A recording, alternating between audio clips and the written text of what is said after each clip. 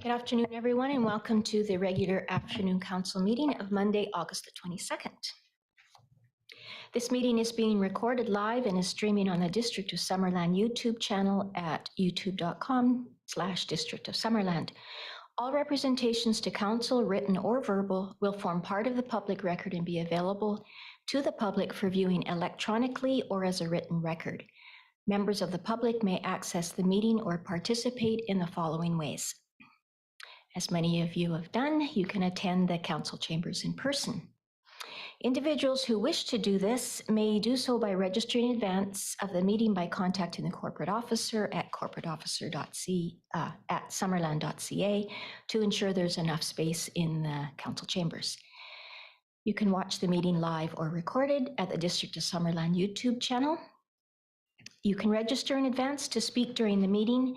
If members of the public who wish to provide comment during the public comment opportunities found under items 6 and 9 are asked to register in advance by contacting the corporate officer at corporateofficer@summerland.ca with your name, your civic address, and how you will be participating, whether by Zoom, over the phone, or in person. Further details will be provided upon registration. The fourth way is to request to speak during the meeting. Those who have not registered in advance but wish to speak during the public comment opportunities may be given the opportunity, time permitting. After I have provided everyone who is pre-registered with an opportunity to comment, the floor will be open to those in council chambers and those on the conference line. The conference line can be accessed by dialing 778-907-2071 and entering meeting ID 506-489-9374 and passcode 485186. Are there any late items to introduce, corporate officer? No. Okay. So I'll ask council to adopt the agenda as presented. Councillor Van Elfen, Councillor Barkle, thank you. All in favor? And adoption of the minutes from our last regular afternoon meeting of July the 25th. Councillor Van Elfen, Councillor Holmes, all in favor? Thank you. On to 5, delegations. Nancy Fontaine, regarding the neighborhood group petition on Victoria Road South to deal with, to discuss traffic calming. Could you please turn the mic on? There's a little button and it'll turn red. Thank you. Hello, my name is Nancy Fontaine, and I am a homeowner and resident on Victoria Road South. My husband and I chose to move to Summerland in January of this year because we found it to be an attractive community and close to family in Penticton. We've since noticed with fresh eyes and ears the exceptional noise and speed levels of non-industrial vehicular traffic at all hours of the day and night on our residential street. In talking with our neighbors, some of whom have lived here for many years, and I have a number of them here with me today, we've learned that it's been a long-standing problem with no definitive results, in spite of their many complaints to both RCMP and City Council. Many are discouraged and feel it's a lost cause. So I have spearheaded a new campaign to improve the safety and living conditions on our street. I canvassed all of my neighbors with a petition about this problem and received 62 signatures of support. My letter to the editor of the Summerland Review, which was published on August 4th, 2022, summarizes our many concerns, and I'll read it in case you haven't heard it or read it. Summerland Speedway. That is how it feels on our stretch of Victoria Road South, which happens to be a residential neighborhood. Kids, pets, elderly and handicapped residents beware, as rushing vehicles are not inclined to stop at unlit pedestrian crosswalks. The races begin at 10 p.m. when 2 vehicles driving side by side have been seen to race down this straight stretch of road unhindered by police, stop signs, or speed bumps. What will it take to slow down the traffic? A death or a collision when a resident tries to pull out of their driveway? Please slow down so that we can enjoy living in our neighborhood and fix your noisy exhaust systems. That being said, I would like you to know that there are no posted speed limit signs on our residential portion of the street. There are 3 pedestrian crosswalks, only one of which is lit, while the other 2 are largely ignored by traffic, and no stop signs or speed bumps to slow down potential race cars and speeding pickup trucks. I went to the RCMP first to report this ongoing non-industrial traffic problem and was advised by Sergeant Preston to record statistics for them, such as license plate numbers, makes of cars, numbers of occupants, and times of occurrence. At the same time, I was told by a front office worker at the detachment that they already have a lot of these details about offending vehicles in Summerland, but can't do anything about them unless they're caught in the act of speeding or driving recklessly in a noisy vehicle. Now, I understand that the RCMP have limited resources, but a weekly campaign of police presence in our residential neighborhoods might improve the situation. A lower speed limit might also help. If a noisy vehicle with an altered or defective exhaust system is stopped by an RCMP officer, the car should be sent for a safety inspection. I understand in talking to neighborhood residents that our street used to be quiet about 10 years ago. However, with the growth of the industrial park and the development of many new housing subdivisions in the hills above us, we're now a collector road, and so the volume of traffic has greatly increased. Our residential portion of the street needs protection for our safety and our right to enjoy living in this neighborhood. I've studied successful calming measures on a residential street called Tartan Road in Kelowna. This is between McCurdy and Lethied roads, where that city of Kelowna has installed 4 speed humps on a straight stretch of road, which is 6 blocks long. Humps, not bumps, comparable to the length of our affected street in Summerland. I spoke with a homeowner on that street who informed me that those 4 speed humps did indeed give the desired result of slowing traffic down. And I've taken a couple of pictures of that street on Tartan Road if you want to have a look at how they've managed the calming measures on that particular street in Kelowna. Now, this seems like a possible solution for Victoria Road South. So I leave it with you, Mayor, council members, your city planners, and Department of Public Works to please come up with a much-needed solution to our residential neighborhood concerns. Thank you for considering this. As a neighborhood, we are willing to work with you on some resolution, but we really do need your leadership. When can we expect a response? Thank you. Oh, Just wanted to say one more thing. I also have one of my neighbors is an automotive person, and he very kindly photocopied the Motor Vehicle Act regulations for BC, and in there it discusses noisy exhaust systems and mufflers and what is acceptable for vehicles. And so that is here. I have extra copies of my letter from the Summerland Review, and of course the pictures of Tartan Road in Kelowna, if anybody is interested in having some of that information. All right, that's it. Thank you. please stay at the podium in case there are questions of Okay. you. I know I have a couple. And Okay. you can pass the paperwork off to our corporate officer. Okay, Don't like to point, but she's Yeah. she's sitting right there. okay. Yes, All thank right. you. Council, any questions of Ms. Fontaine? Councillor Van Alphen. Thank you, Madam Mayor.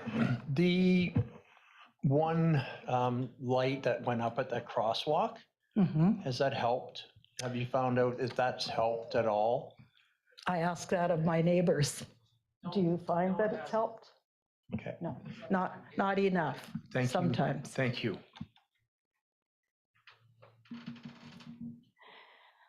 Other questions?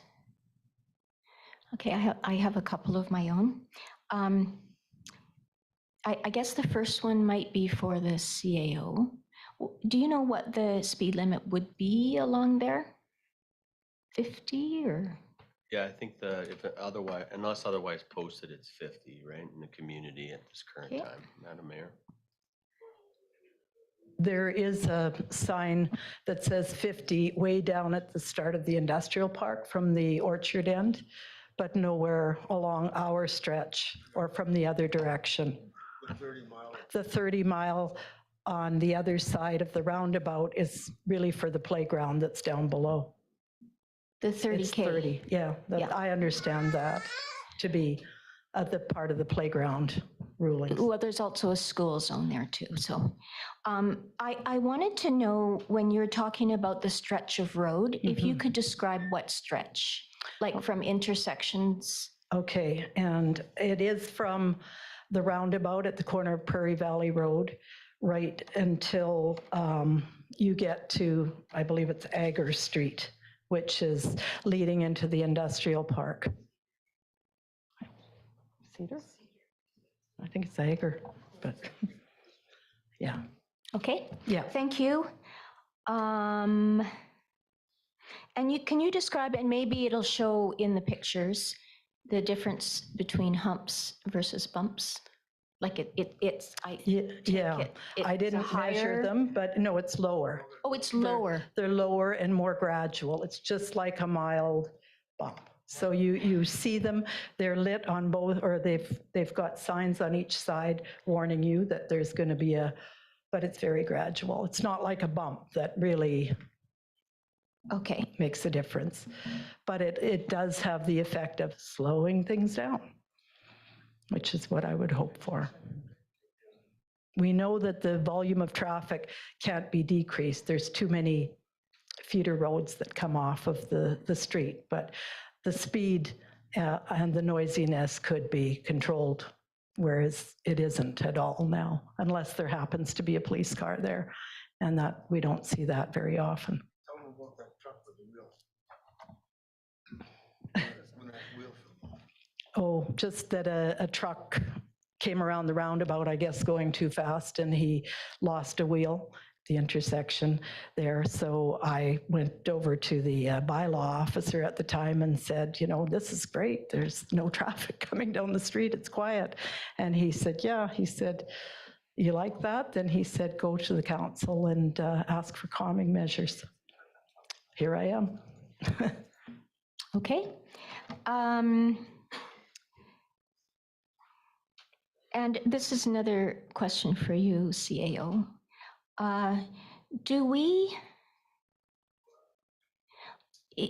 Is it only when an issue like this arises that we do, or if there's a new development or something going in, that we do traffic counts? Or is that part of, not necessarily regular, but ongoing practice? Yeah, thank you, Madam Mayor. I think we'll do traffic counts on a case-by-case basis, depending on the issues. I don't think we have a sort of an operational rhythm that we'll do traffic counts in all areas, but sometimes we'll do it to inform ourselves if there's going to be a new development or on a complaint basis, that sort of thing. So we'll inform ourselves. And we also get statistics and data from ICBC in terms of accidents and risks as well, and use those statistics and data to guide our actions in situations as well. Great, thank you very much. Councillor Van Elfen. Thank you, Madam Mayor. Another question through to our CEO. Do we have the ability to post speed limits, or do we have to consult with ICBC and the RCMP and Department of Highways and on and on and on? Thank you. Through the mayor, I'm looking at Joe here. I think we have the ability on our own roads to post any speeds that we want to post. Obviously, if we get into provincial highways and access into and from the community from those roads, then we're into a consultation. But Joe's nodding that that's true. We can control that, and we do. Thank you. Did you have a question? Councillor Holmes. Thank you. This is a question to, I'm not sure who, but I'll put it out there.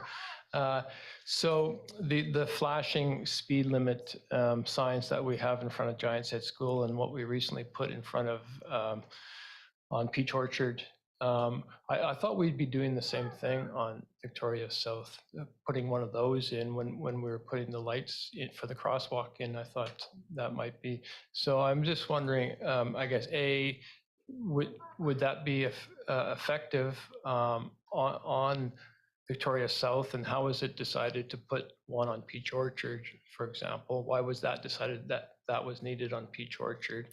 And and I guess just what is the thought process of where you'd put one of those things in? Thanks. Through the mayor to Councillor Holmes, I'll start, and then I think Joe has a few comments. So the device that we installed at Peach Orchard, one of the things we did is we installed it in such a way as it can be moved around. And it's actually something we intend on doing. So, and Joe might even have plans for the next location, but we move it around in part also to remind, once you see something for a long time, it starts to become invisible to you. And so we'll move it around and move it back as a way of making sure the speed is well known in the community. I think what's also really important, though, and further to the comments that were made here, is that those speed signs that'll flash the speed also need to be within reasonable proximity of a speed sign that tells you what the limit is. Otherwise, the posted speed, if it's not known, doesn't tell you if you're speeding. It'll just tell you on the digital sign. So I think that's one of the things we'd want to consider if we moved it into another location. But Joe, did you want to talk a little bit about what our plans are for that area intersection, but also the use of speed flashing devices? Absolutely. Thank you. Through the mayor.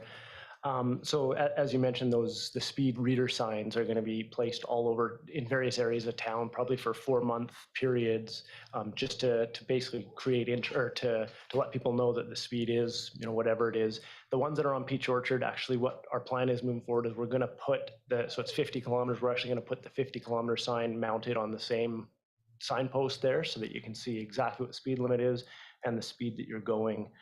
And we have got a few places in mind in September. Once the campground closes, we're going to be moving them to one of them to Dale Meadows, and then we've got a few ideas for the other one, just so that it's changing at a regular basis. With regard to the crosswalk signs, we do have one on South Victoria, and I think that was the one that was just referred to. We did put that one in right at the end of the school year, so in June, so we didn't get too much use of it, but the idea for that one was for it to be mainly for kids that are going to school and from school. And I did see it used a few times, but sort of between 7:30 and 8:30 in the morning, it definitely is well used. And then I believe so in the afternoon as well. So that's why that one was put in at that specific that intersection, because it is a main thoroughfare for children walking to Giants Head Elementary. It appears that it's working quite well, and if it does, we may identify a couple other intersections through town that we could use a very similar type infrastructure. Great. Councillor Carlson, do you have a question? Actually, just before you go, the people that are outside the door, there's a couple of seats just as you come to your left. Oh, okay. Okay, I understand. Okay, Councillor Carlson. Thank you. Just to follow what you said, I'm just wondering if there's anything else that is being planned for that neighborhood. I know originally there had been some talk about some work around Dunham Crescent and such. Is that still happening, and will it impact the traffic flow? Thank you, Councillor, through the mayor. Yeah, there is a design in the budget for this year from Egger to I guess the intersection just to the north of Egger, I can't remember the name, Dunham. And that design it's for storm infrastructure, but also for a sidewalk area so that it will connect to the existing sidewalk that's down there. I would like to look at a little bit of an intersection improvement at the corner of Dale Meadows as well for that crosswalk. It's not ideal, but that may or may not fall within the budget for this year. Okay, any other questions? Thank you again for your presentation. Okay, thank you.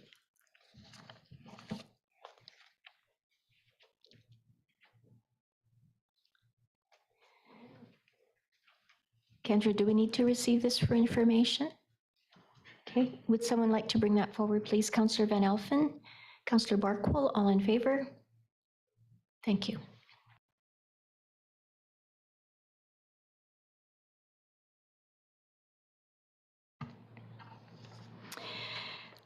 Now comes the first of two public comment opportunities.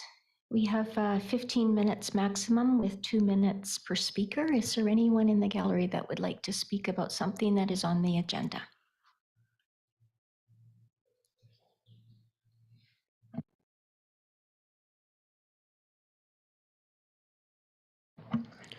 Thank you, Madam Mayor. Councillors. Bob Carter. I live at 10815 South Victoria. I would suggest that if you're going to put up those speed flashing numbers and lights like you did on Prairie Valley at the school, I would suggest you shut them off after school hours, because the kids racing even on Prairie Valley Road like to come down and see how fast they're going on the flashing lights. And we've seen it, so I would suggest that you shut them off. The other thing is, there's 3 cars in particular, a black one, a red one, and a white one with a sports coupe on the back of it. And they'll start from anywhere from 10 o'clock till 1 in the morning. And it wasn't too long ago, 2 months ago? About a month ago, 3 cars came out of the industrial park side by side, right down to the roundabout. And they must have been doing at least 100, 120. So it's an ongoing problem. It's getting worse as we get more and more development along there too. And so, like, we've been there for 30 years. And when we moved there, I could back out of my driveway like nothing. Now it's just about impossible, starting from 5 o'clock in the morning until whenever. So I suggest that council also look at, in Public Works, if they are going to look at future development along that road, yeah, do a traffic count.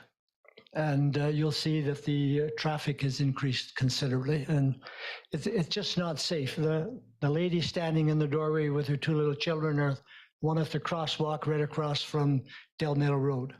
And she can tell you a lot about what goes on there too. So thank you. Thank you, Bob. Anyone else? I'm sorry I haven't seen the agenda, but There's a budget. Yeah, there's a budget amendment included in the agenda. okay, well, I would just like to speak. I'm going to be speaking for 2 minutes, but I just want to speak to the budget regarding, I see there's 3 million and something for climate, and I saw there's over 862,000 for vehicles that the municipality wants to buy. And there was almost 600,000 spent on air conditioners. And the reason I'm bringing it up is to the point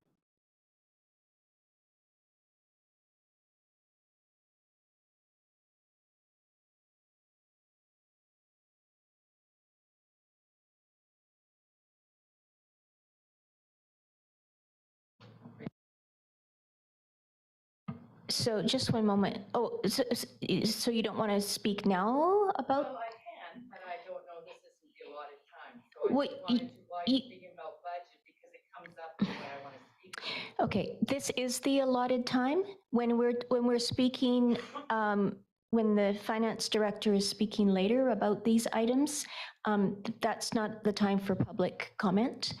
I just want to check with our corporate officer if she can tell us, is that 7.4 that?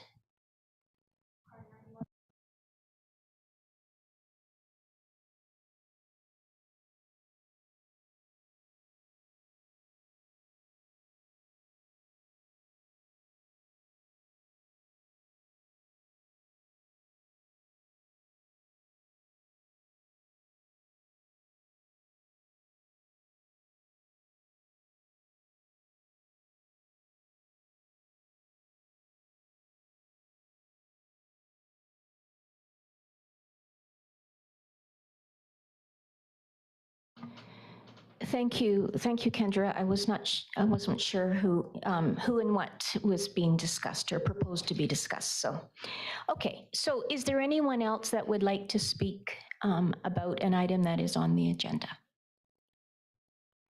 No. Okay. Councillor Barkwell, you had your hand raised. Thank you, Madam Mayor. I just wondered where we go from here and this discussion about South Victoria. It's, it seems to be a chronic problem.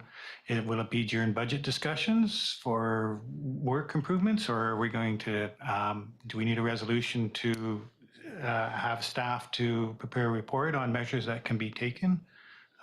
But we can't just sort of end it like, okay, thank you. We heard you. We have to, do something, make some sort of step. Well, I understand what you're saying, Councillor Barkwell. We have received it for information. And as you heard, both our CAO and our Director of Works and Infrastructure have been able to address it and have taken in the information. So I would expect that something will happen. I don't think that's an unreasonable expectation. Is it an unreasonable expectation, staff?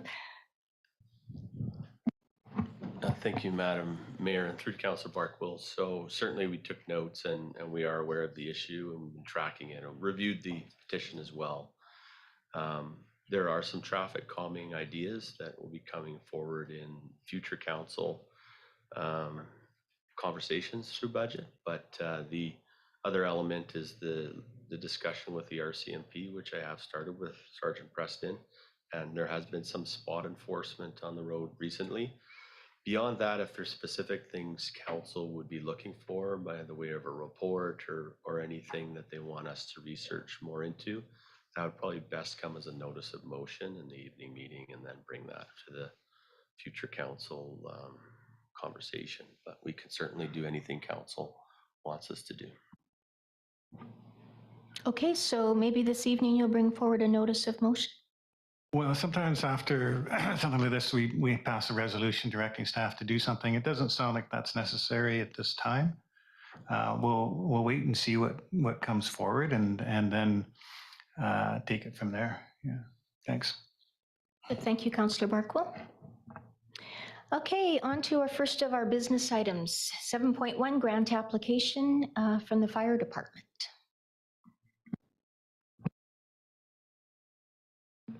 Thanks, Madam Mayor. That's actually me today. Rob is away. So the district is submitting an application to the Forestry Enhancement Society of BC for funding in the amount of $324,000 to undertake prescription development and treatment on Crown lands abutting Summerland's northwest boundary in the area of Trappers Flats to reduce local wildfire risks. The application is for 60.8 hectares of wildfire risk reduction prescriptions, hand treatments for 47.5 hectares of this area, and assessments for mechanical treatment of the remaining 13.3 hectares. Prescriptions will be completed by January 1st, 2023, and the hand treatment of the 47 hectares will be completed by December 31st of 2023, should the application be successful. These areas have been shared and supported in principle with the local Ministry of Forest office. They have also been shared with the title holding First Nations in the area, the Penticton Indian Band. The Penticton Indian Band will want to conduct further assessments on the project should the grant be successful. We do have Thomas Martin with Cabin Resource Management, the district's wildfire consultant, on the line if council has any technical questions regarding the application. And with that, we're happy to take any questions. Thank you, Kendra. Council, any questions of either our corporate officer or Mr. Martin? I have just one question. It speaks in the report, where did I put my note here? It speaks in the report about a cultural heritage assessment. Who does that? The Penticton Indian Band will. Good. I'm glad to hear that. Thank you. And that's the only question I had. Anything else? All right. Could I have someone bring forward the staff recommendation, please, or something other than that? Councillor Van Elfen. Thank you, Madam Mayor. That staff be directed to prepare and submit a grant application in the amount of $242,000 to the Forest Enhancement Society of British Columbia for proactive wildfire prevention and mitigation works near the district's Summerland's northwestern boundary on Crown-owned lands. And then staff prepare a bylaw to amend Financial Plan 2022-2026, bylaw number 2022-001 to incorporate these changes. Thank you. And just for clarification, that's 342? Yeah, I wasn't sure if I'd heard you right. So just for the people that may be watching on the Zoom. A seconder for this? Councillor Carlson, and any further discussion? All in favor? Great. Thank you, Kendra. 7.2, permissive tax exemption request for the Freshwater Fisheries Society of BC. I'll turn this over to Dave. Thank you, Madam Mayor. So in the fall of 2021, Council went through a detailed and thorough review of the district's permissive tax exemption process and ultimately provided exemptions on a 4-year cycle to 11 not-for-profit organizations. Council now has before them a permissive tax exemption application from the Freshwater Fisheries Society of BC, which staff are seeking direction from Council on. Now, Mr. Craig Shelter, who is the manager at the Summerland Trout Hatchery, is in attendance today to provide Council an overview of this application and to answer any questions you may have. However, prior to having Mr. Shelter speak, I would like to provide Council and those listening and watching the live stream just an overall summary of the Council report that was included in your package. So in reviewing the application, the Society is registered and has annual revenues of approximately $13 million. Their overall assets at the end of 2022 or in 2022 are $40.8 million with approximately $18.5 million in cash and investments. The Society provides free site tours to community schools. It sponsors a rod loan program and provides a free Learn to Fish program, which approximately 2,400 people have utilized this past year. And I believe 1,600 of those were children. Staff reviewed the district's permissive tax exemption policy, as well as the work that was done last year in order to try to determine which category this application should be assigned. Staff are recommending a category 3, which provides a 75% exemption. Now, additionally, staff are also recommending that all Class 6 and Class 1 properties not receive a permissive tax exemption, as those properties are deemed to be carrying on commercial activities. This recommendation is consistent with historical decisions Council has made when dealing with these types of commercial activities on properties. So, Madam Mayor, that concludes my comments. I'd like now to ask Mr. Shelter to the podium to go through his presentation, please.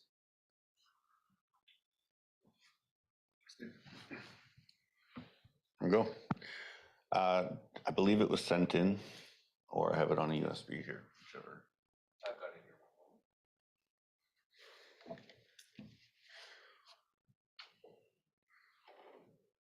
Thanks, Madam Mayor and Council, for the opportunity to speak today. Dave actually provided a number of the facts I was going to throw at you. I didn't have a lot of direction on what to present, so I put a few things together to give you an idea of who we are and what we're doing. And then I can field any questions that you may have. So as many of you, I'm sure, know, the hatchery has existed in Summerland since the 1920s. And it was formerly run by the provincial government. Thanks. And this is something to note, is that in 2003, we did actually leave the provincial government, and we now operate as a private nonprofit organization. As you may not know, though, we are funded by freshwater license sales, which means that's how we generate all of our revenue. So this is not one government organization asking for money from another government organization. Being a nonprofit is excellent because we know that any money that we can save goes back into programs, back into our facilities, back into our infrastructure. The property is used, as Dave said, for home base of our Okanagan Learn to Fish and outreach. We have 3 staff that operate through the spring, summer season. And they are based out of our facility, and they've been moving more and more to facilities in Summerland directly. So Sunoka, Pyramid, Rest Stop, and Okanagan Provincial Park. We are proud to be a part of Summerland. I just moved back here last year, and we had to quickly move the Sportsmen's Association Derby from Agger Lake. If you weren't aware, it was closed to angling. We actually did a great partnership with the Sportsmen's Association up at Agger Lake. We did stock fish using their golf cart onto the Agger Lake side of the camp, which was a first for us. And we had 48 kids through that event, and I was told 5 of them caught their first fish ever. So these are the programs that we're delivering more and more.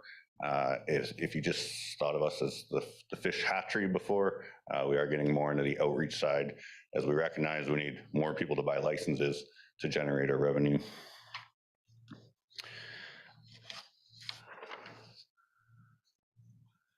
We do also try to get more of the school kids coming through the facility. I think it was something that every kid back in the day probably went through the hatchery, and it moved away from that a little bit. And so I happen to have some kids in elementary school, so we've reinitiated getting the school groups back through the programs and getting them connected to the outdoors and to what the hatchery does here in town.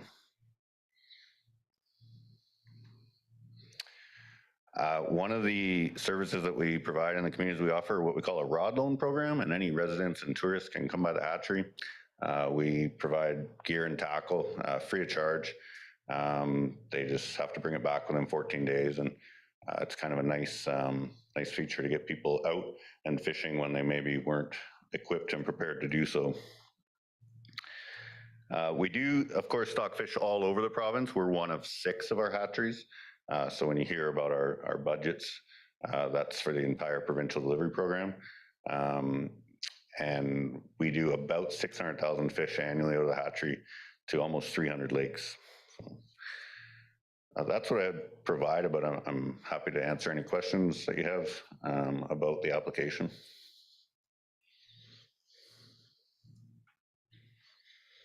Okay, any questions, Council? Either of Craig or of our Director of Finance, Councillor Holmes. Yeah, thank you. So just for clarification, so of which are the Class 6, Class 1, and Class 9 properties? I know there's a map, maps plural, I guess, in the application form, but I'm just, I guess, curious to know which ones are eligible and which ones aren't. So it's on page 3 of the request for decision. Or is that what you're asking about? Which ones are, which? So for example, if you look at the Gowan Street properties, they're you know, they all have the same address, and so I'm not clear which one of those are class. And most of them seem to be Class 6s, but not all of them. So I'm just. Yeah, it doesn't tell you which ones. I was actually going to ask Dave the same question because I wasn't sure how they were broken up. It is 12 parcels. I mean, when I think of the hatchery, I think of 2 parcels, but they are all broken up.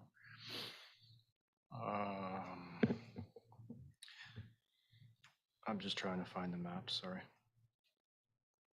I have them printed here, but I don't see anything about.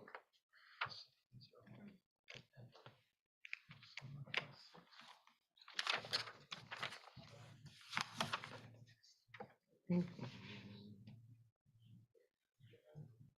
13408. Okay, so through the chair, or through the mayor, sorry, the Gowan ones are a bit of a challenge without having the detailed mapping and the PIDs. I can't provide you that information at this point in time.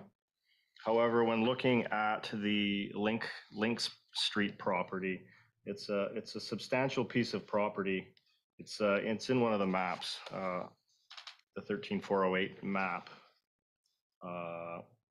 And when we look at the assessed values themselves, that property is assessed at $340. It is a big piece of property, though. It's probably bigger than all the Gowan properties put together.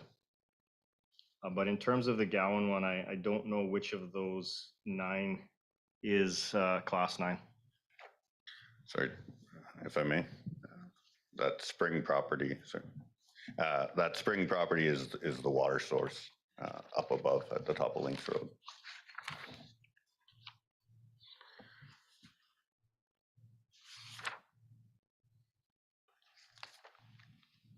If I could add one more thing, Madam Mayor. Yes. Sorry, I forgot to mention, obviously, we have a fixed revenue essentially with license sales the way they are, yet all of our costs are rising. So it's becoming harder to put money into things that don't execute our core functions. And so one of the things we thought when we were doing the application was if we identified projects on the property that actually see some benefit back to the community, to use the money that we would save towards those. And so if you're familiar with the pathway along the east side of the property, right along the lake and the yacht club, that gets a lot of foot traffic. And right now it's in pretty rough shape, not only the ground itself, but our fence, and that there was an old pump house building on our property that came back. It's that bluish shed, if you've seen it there. They're all pretty tired looking. We have some poster boards up on the fence for people to read about the hatchery and that sort of thing. They've been there for, I think, 6 or 8 years. So similar to your road signs, when you've walked by it enough times, they're no longer fresh. So our idea was that if we were successful in the application, that we could try to direct that funding to something that's actually visible for the community. And I don't know the ownership of the pathway there, but we know that it's been upgraded at the Racket Club end, and it's been upgraded at the waterfront end. The new developer next door is apparently going to upgrade the section, but right to our property line. And so there is a piece there, whether it be paving improvement, poster signage, working on that shed that's derelict now. Those will be things that we would use funds like this towards. So if there's an ability to work with the district to see some works done down there, I think everybody would be happier. Okay, do you have a follow-up to your question, Councillor Holmes? Up to that. Sure, go ahead, and then Councillor Barkwell.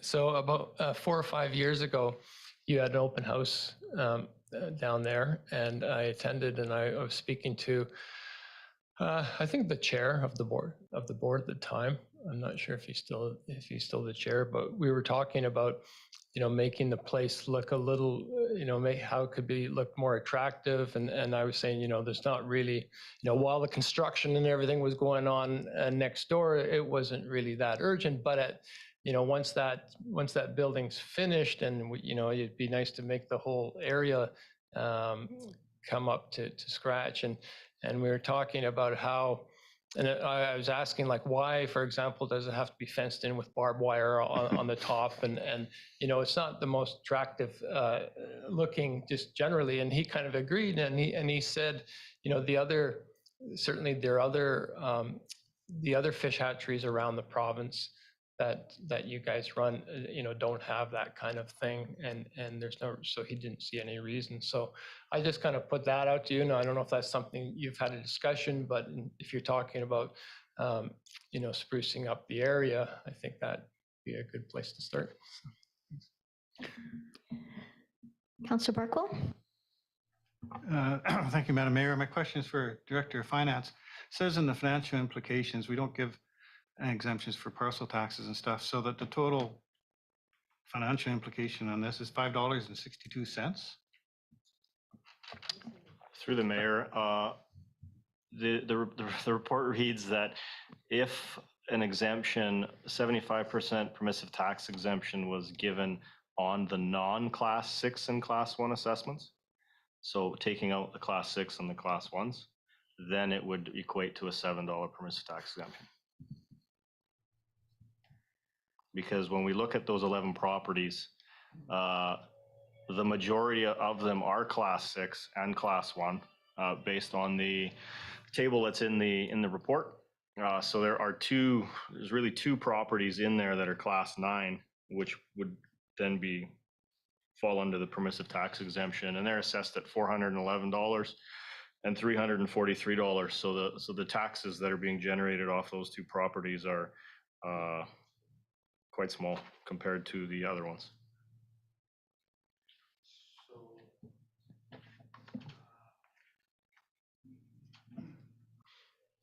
Thank you. So why, I guess I missed something in the report here. Why would we make a distinction between Class 6, 1, and 9 for property tax exemptions? Something in the policy that I've forgotten about? So through the mayor, again, when staff was looking, or when I was looking at the decisions that council has made historically in dealing with not-for-profit organizations, council has always looked at those properties that carry on commercial activities and has treated them differently than other types of organizations that don't carry on those types of activities.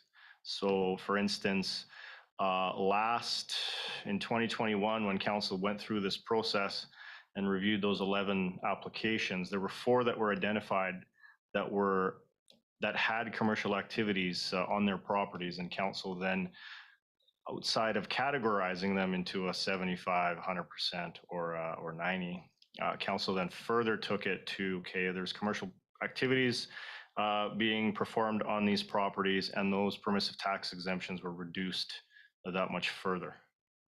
And the one that sticks out in my mind is the Legion, where their exemption was completely, anything Class 6 was determined to be a non-permissive tax exemptable. So council staff was trying to follow your decisions in the past, and that's why that has been brought forward. Do you have a follow-up? Okay. So the assumption is that because they're Class 6 properties, it's assumed there's a commercial type activity there that wouldn't normally be eligible, although there isn't really a comparable activity there, like that would be comparable to the restaurant at the Legion or the golf club, is there? What exactly does happen on those properties? Just fish growing. We don't do any commercial sales or. So that's a bit of an anomaly, I would suggest.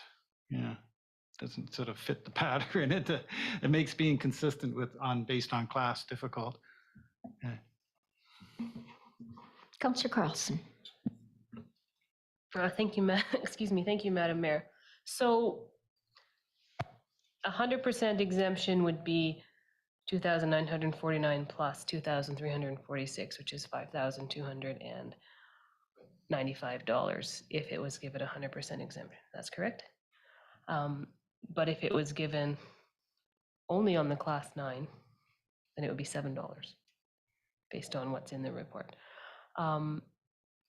I also note that staff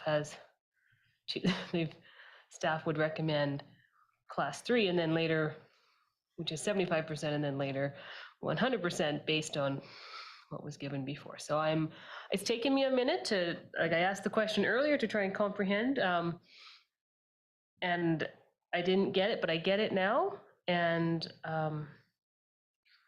I still don't see that full number written down in the report though, so that took me a minute to grab and understand it. I think I had a question, but maybe it got clarified by confirming that number is 5,295 if it's 100% of what's being requested. 5,295. Through the mayor, yes, that would be correct. But that would be based off of if you classified this property as a category 1.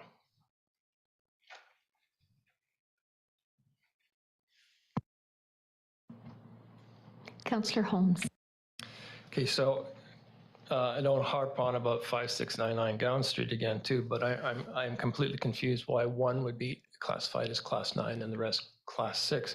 When I look at the map here and how they're all divided up, there's basically 1, 2, 3, 4, 5, 6 of those lots are sitting there kind of doing nothing. And I don't see why they would get an exemption, because they're not really serving any purpose.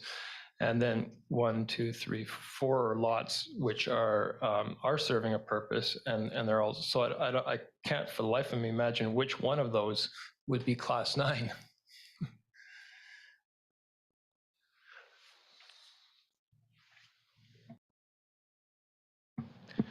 Through the mayor, so BCS, we don't assess properties. You know that BC assessment does.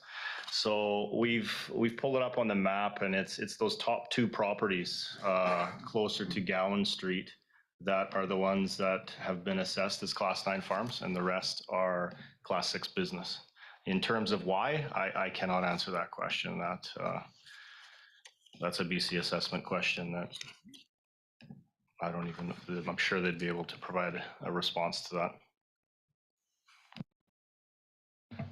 that. Okay, but if we look at the purpose of the PTEs and everything, surely those top 4 lots should all qualify.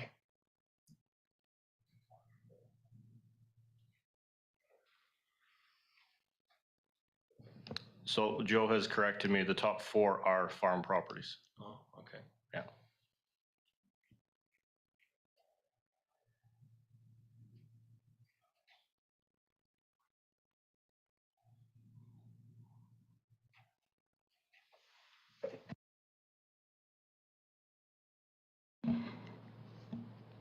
So the top 4 are actually class 9? Is that what you're saying? Based on our GIS system, yes, they are. And the other one that is showing, I think it's a Lakeshore one. I go back to that.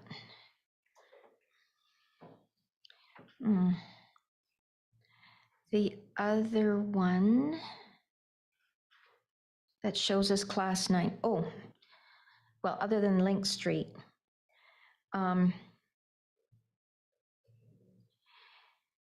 Part of 13405 is 6. Part of it's 1 and part of it's 9. Yes, Madam Mayor.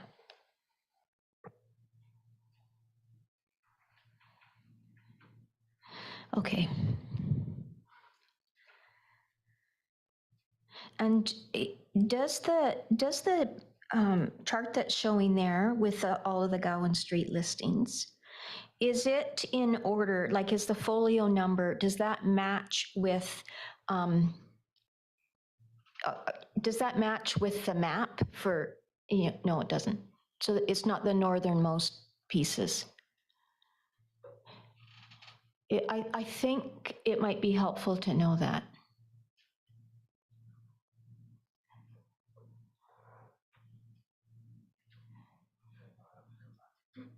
Yeah, if we're looking at class 9 as allowable tax exemption according to our policy, then it would be nice to know which lots actually are classified as tax 9 by BCAA. If that is the direction council wants us to go, then I can't do that now, but I can bring that back at a future date. Okay. I'm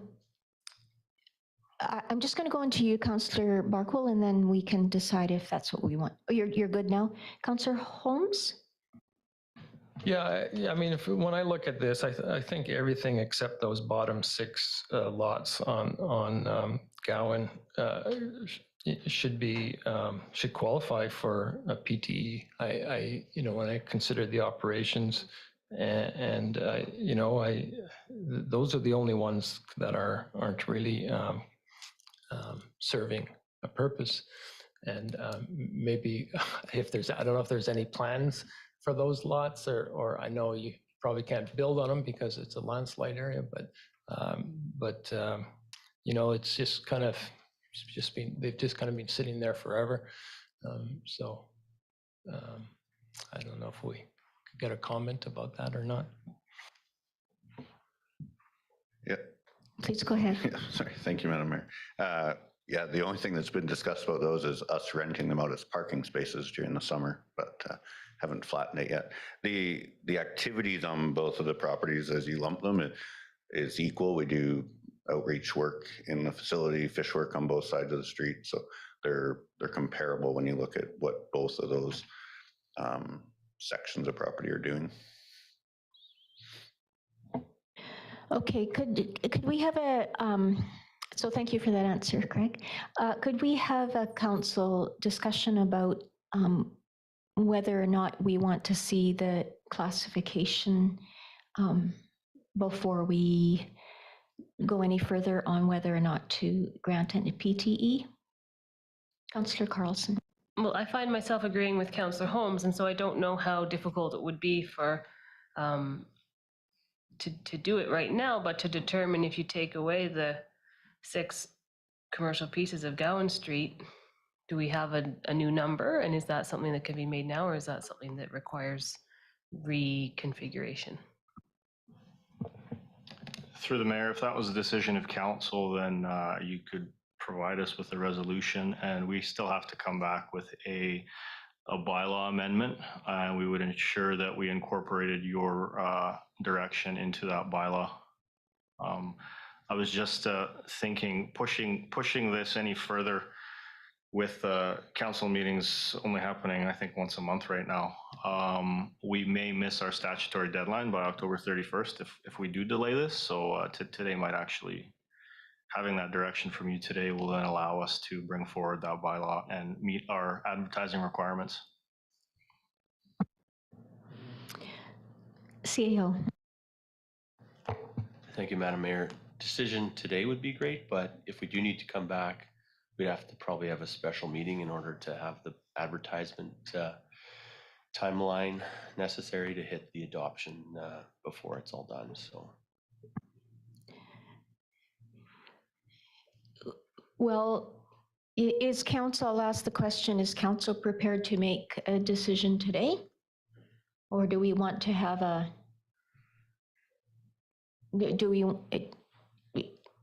I'm saying, so the question, maybe I'll go back to the CAO. Are you, when you're talking about a decision, are you talking about a decision about the proper allocation of class 9 versus class 6 and 1, or are you talking about a decision on how the PTE might look today? Thank you, Madam Mayor. Yeah, in terms of how the PTE might look today, that we could take that and implement it. But if more, and I do understand the discussion and recognize more information might need to be required to make that decision.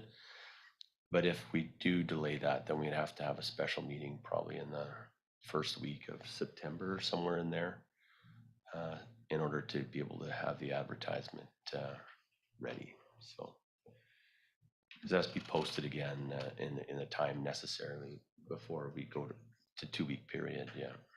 So I don't know if that clarifies, but it would be looking for the PTE decision today. If it's based on discretion, perhaps as a model, maybe Councillor Holmes put forward or anybody else. Otherwise, we'd have to come back with greater detail, I suppose, to get us there. Okay, I have another question then based on what you just said, and I think this is for the corporate officer. Can we make a decision, like pass a resolution, or at least bring it forward for discussion and then get it on the floor and discuss it? Can we do that and include with the allocation of which ones are actually 9, or do we have to go through all of this again with another staff report? You're not understanding? I'm not surprised you're not understanding. I'm not being very clear. So my question is, what we see now is a number of different parcels, all with the class next to them, but we don't know which ones are, which of the class 6 ones that are showing as class 6 at Gowan Street, we don't know which ones are class 6 and which actually are class 9. So are we able to make a decision today with the understanding, or include maybe in the resolution, the direction to make sure that the ones that are truly class 9 are as identified as that, and then the bylaw can come back to us? Okay, good. Are we crystal clear? Councillor Barkwell. So, as I understand it, the concern is that some of the lots on Gowan there are not actively used by the hatchery.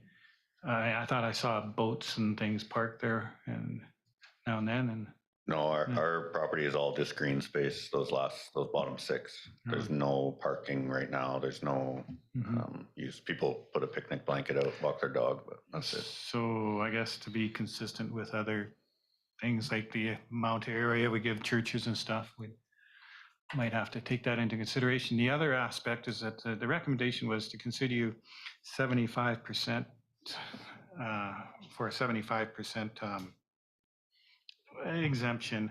And my first thought was, well, you know, they're a charitable organization.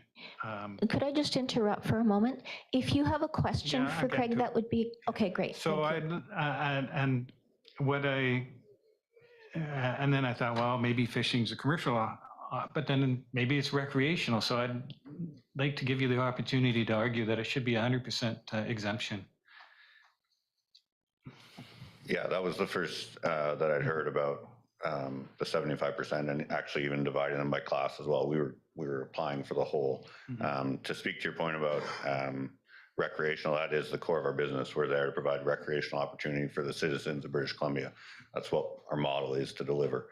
And we're doing it with increasing costs and decreasing funding at this time. So you may hear that come up often. None of our activities on site have any revenue generating actions for ourselves. Like we don't charge admission. We don't seek out people bringing in commerce, if you will. So all of our activities are to get fish into lakes and to get people to understand fishing in BC, to see fish, to come through, enjoy their holiday if they're at the resort next door, or if they're residents in town, to get connected back to nature. So. Okay, thank you. Councillor Holmes, would you like to bring something onto the floor? Thank you. Sure, I might ask the corporate officer to help with the wording, but basically that that we support the permissive tax exemption application for the Freshwater Fisheries Society of BC with a 75% exemption on all lands excluding the most southerly 6 lots of the Gowan Street property.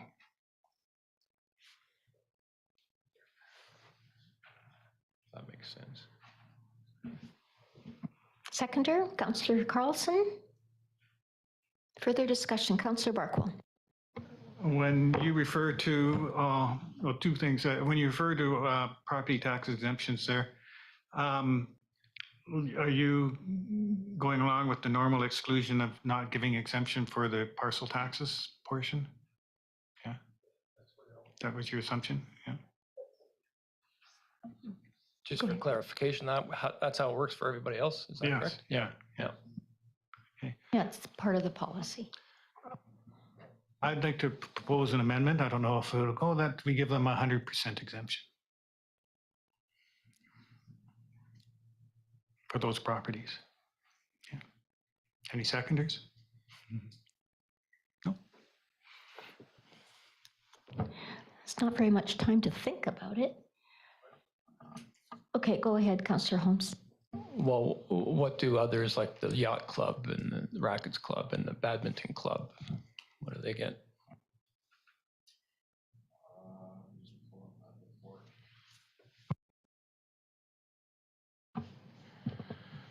So based on the September 27th, 2021 work that council did, the yacht club was considered a category 3, which was 75%.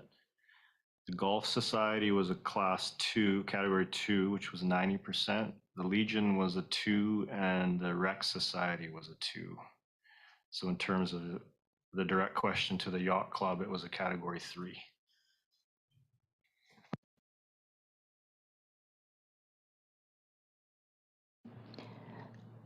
Okay, did you want to change your amendment? Oh, okay. Maybe we need to get a seconder before we have any more conversation, or does that matter? Sorry, I can't hear you. Didn't have a seconder, so I would say that we wouldn't even have an amendment on the floor yet. Right.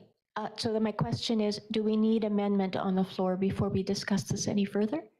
Well, Councillor Barkle, are you wanting to change your amendment or put forward a new one, or leave it I as? just had a question to follow up on his question. I would just ask the question and then put an amendment on the floor, should there be one? Okay. I was just wondering, did you have on your list of the Yacht Club? Not the Yacht Club, sorry, the Sailing Club. Through the mayor, the Sailing Club was not one of those properties that was deemed to be carrying on a commercial business. So it was not highlighted in this report. But if I look further in this report, South Okanagan Sailing Association was deemed a category 2. So that would have been 90%.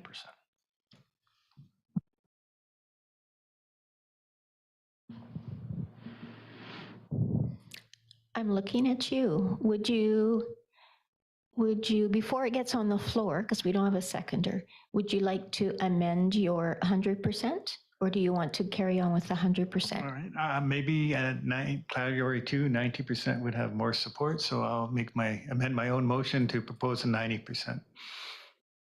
Thank you, Councillor Carlson. Okay, so now we'll talk about the amendment. Or maybe there's nothing to talk about. Councillor Carlson, did you have a comment? Just that we don't know what that amount of money is. And so it's, right, we don't actually know what that number is. We just know that it's not, it'll be a fraction less than 100%.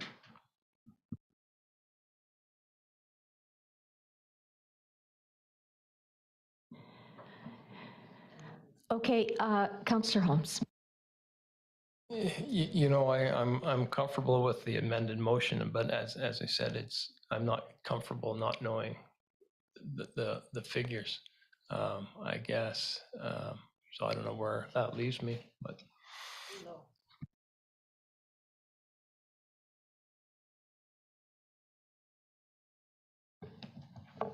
Through the mayor, Madam Mayor, if those kinds of questions, like I say, I can't isolate that at this point in time. So if that is going to deter council in making a decision, then I will need to bring this back.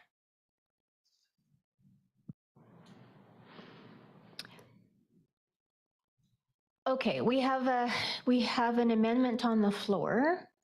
If there's no further discussion, we do need to vote still.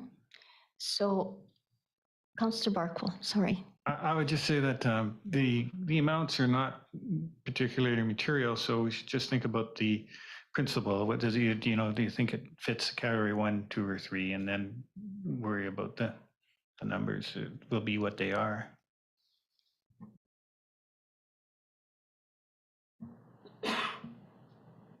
Is there any further discussion? All in favor of the amendment to 90%? That was easy. All right, and so we'll vote on the amended motion. Is there any discussion? All in favor? Thank you, Council. There you go, Director of Finance. Thank you so much, Craig. Appreciate your patience in answering all the questions. CAO.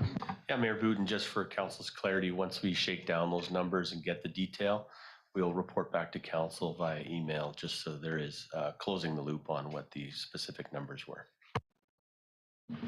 Great. Okay, and that gives you what you need to bring forward the bylaw, correct? Great.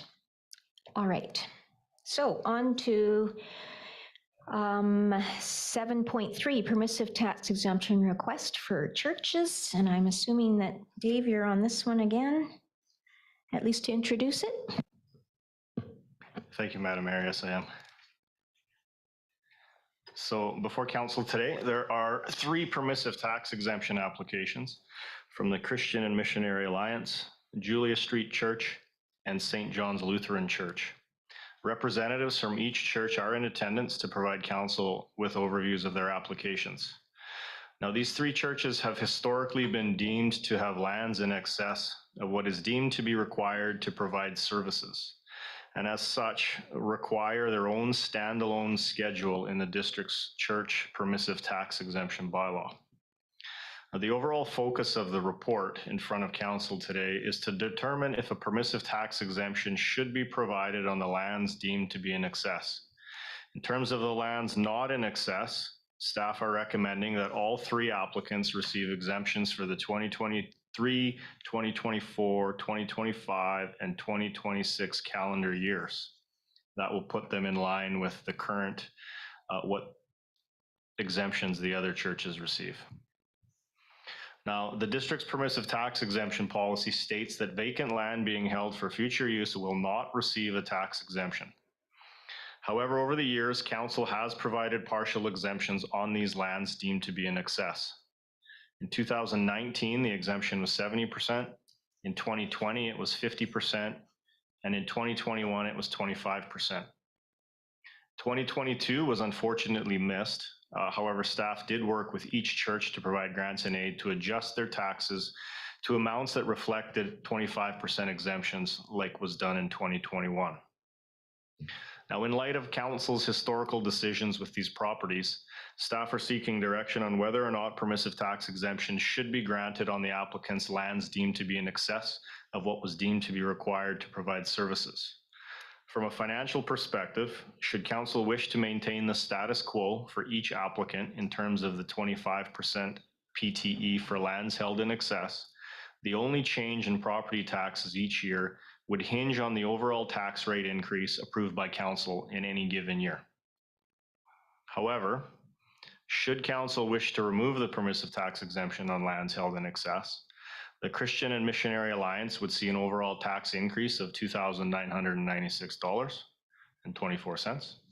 Julia Street Church would see an overall tax increase of $486.30. And the St. John's Lutheran Church would see an overall tax increase of $501.99. Please note that these calculations are based on 2022 assessments and 2022 tax rates, and they could change based on where 2023 values come in at. So, Madam Mayor, this concludes my comments in terms of the report. As noted earlier, we do have the 3 applicants in the room today. So I would like to call Pastor Jeffrey Koning to the podium to go through the St. John's Lutheran Church presentation. Following Pastor Koning would be Pastor Don Houston of the Julia Street Church, and then Pastor Rick Gay of the Christian and Missionary Alliance. Madam Mayor, members of council, my name is Jeffrey Koenig. I serve as pastor at St. John's Lutheran Church. And just candidly, I wish as the new guy here in town, I was not going first. But I am privileged to speak to you today. As an order of business, I have a picture of our land with also a picture on the back of it of our excess land. I have 7 copies. Could I pass those out?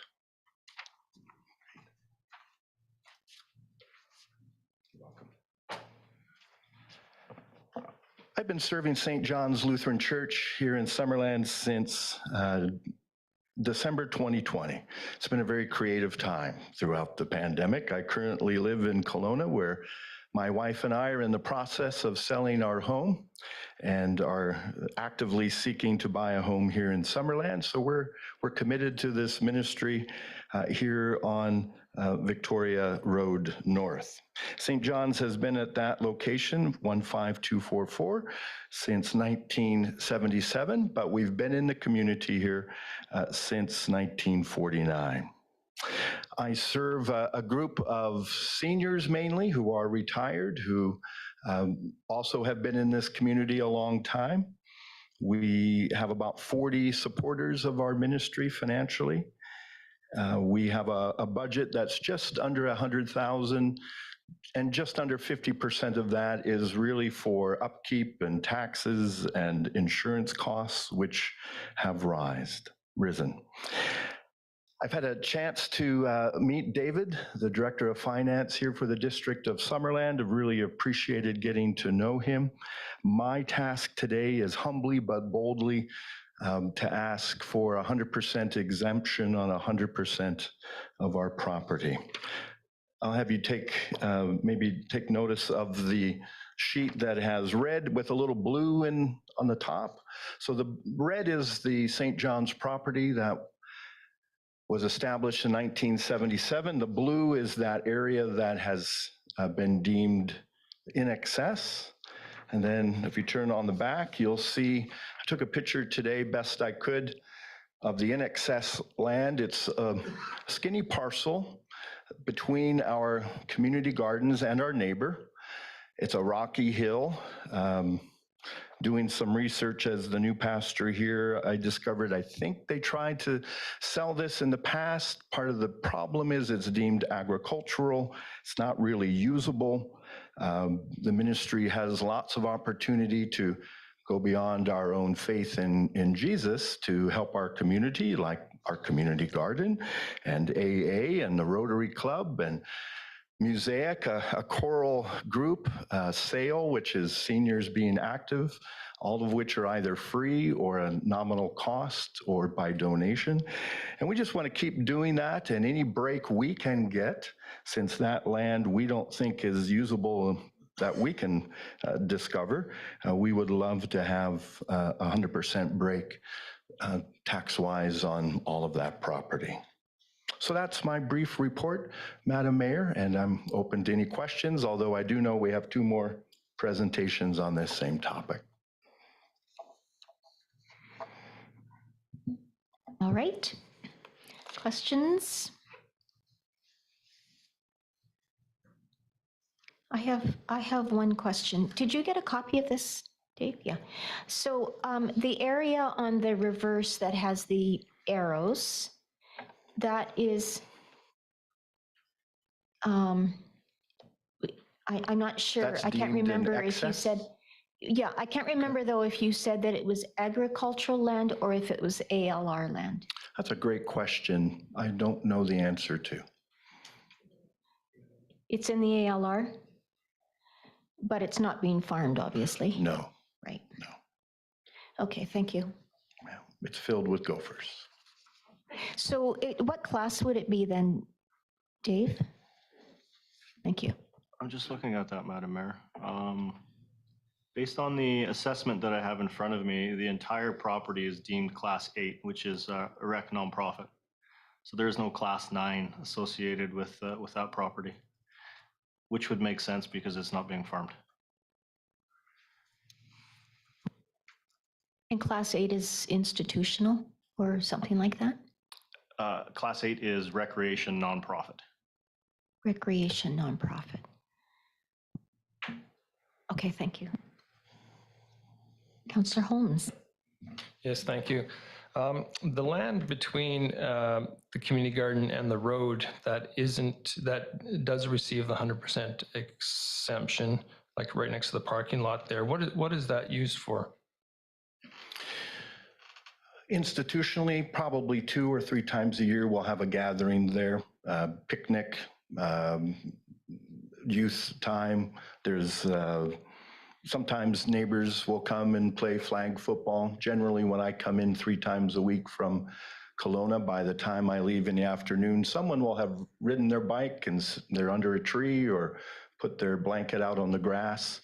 There's no specific use of that other than occasional gathering for picnics institutionally, but it's certainly open to our community who will park their bike there and relax. Follow up if I may. So I'm not sure how long ago it was, maybe last year. we were looking for a location for a dog park, and I believe we approached yourselves, your congregation, and as we did Julia Street as well, both churches. And so, but I guess your congregation wasn't interested, and I was just curious to know why not. I don't quite remember the specifics of that request. I think we've certainly had a lot of turmoil in our small little group, staying afloat and making sure business is getting done on a basic level like property tax and insurance. I'd love to review that again if that was submitted and never came across my desk as pastor. But certainly as a dog lover, I'd love to entertain that. And as I'm getting to know the congregation better, would love to hear their thoughts on that if that could be presented again. Would it be fair to ask our director? Yeah, please. We have Lori Mullen as our Director of Community Development, and she would, or Services, and she would be the one that would have approached the church on the dog park possibility.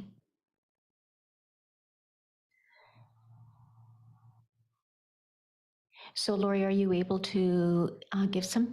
Great, thank you.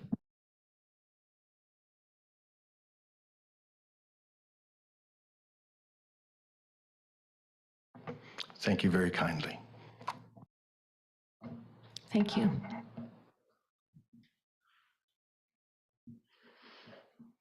Council, do we want to hear from Lori now? Yes. Yes.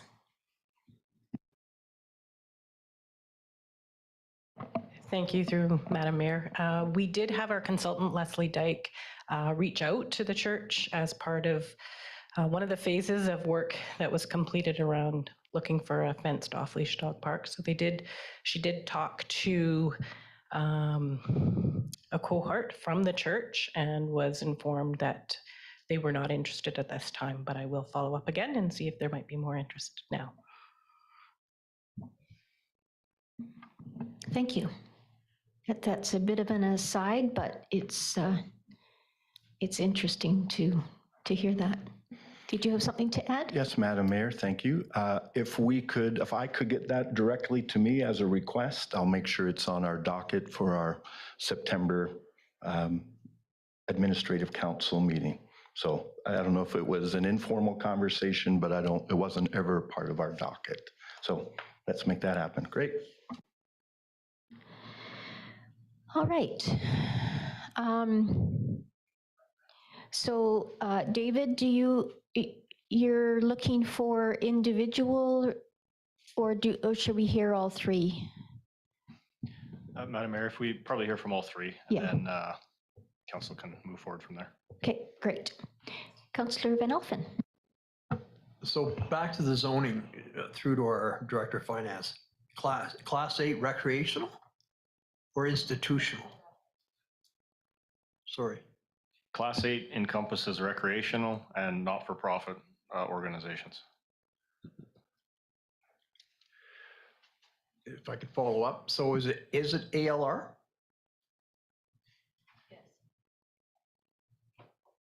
I'm not a planner, actually. I don't know the answer to that question. Either do I, because the next question is it subdividable?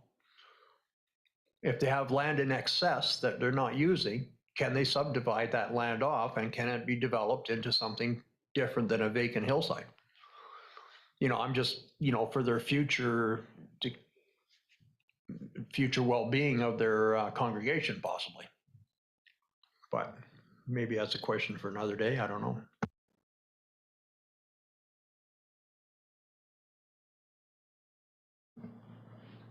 Graham? Thanks, Madam Mayor, through Councillor Van Elfen. It is in the ALR. I don't have the answer on the subdividable process questions, and I see our Director of Development Services has not joined the meeting yet, but we could come back on that and get you that later.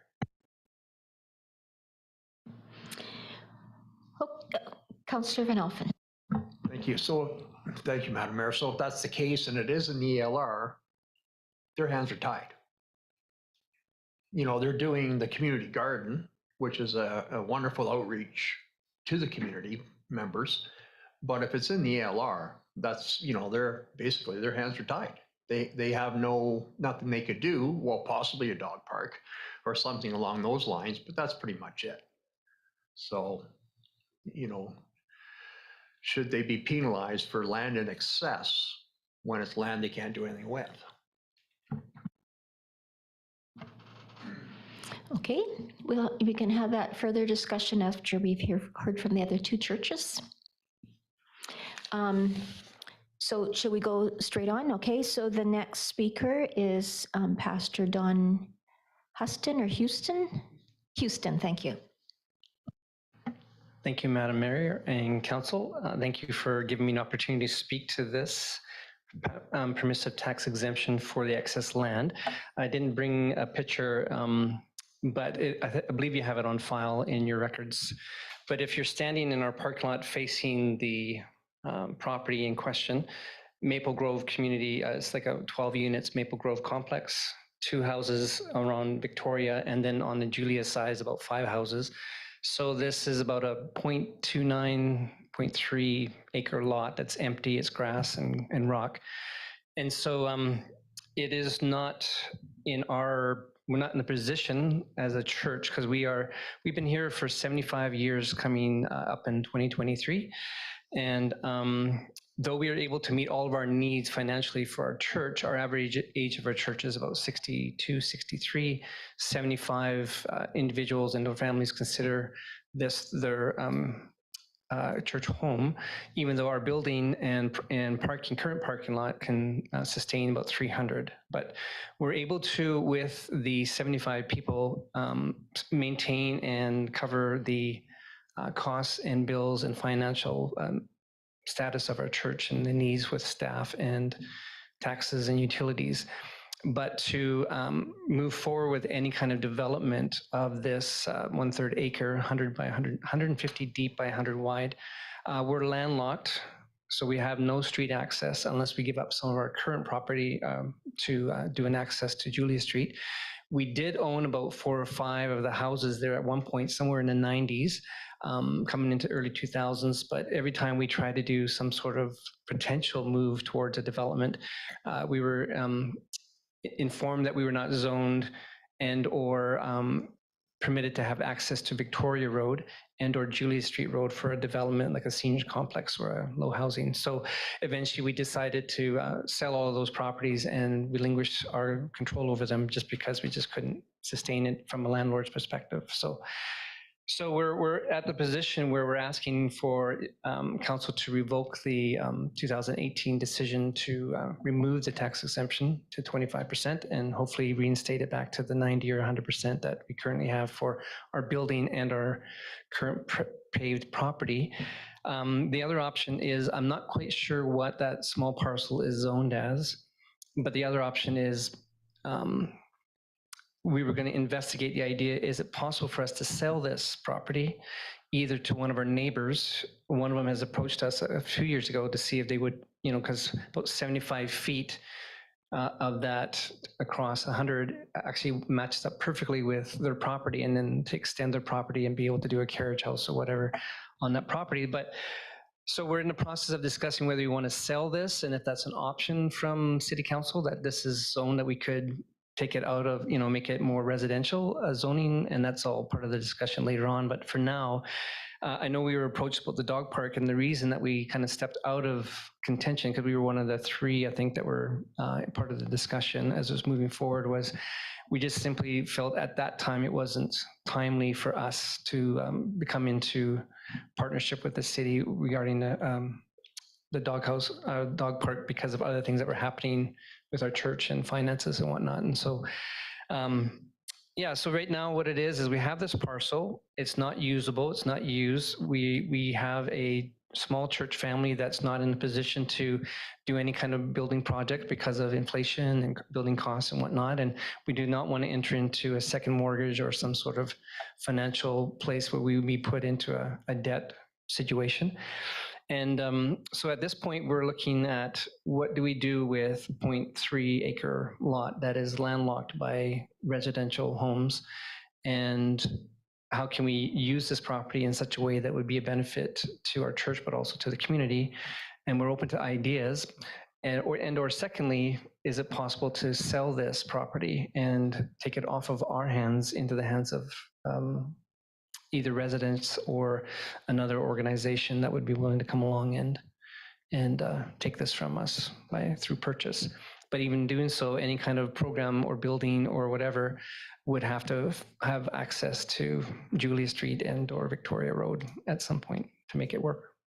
So I leave that to you to consider, and I thank you in advance for considering my request to remove the taxes off of this piece of property with the hopes that you'll do 100% exemption. Thank you. Thank you.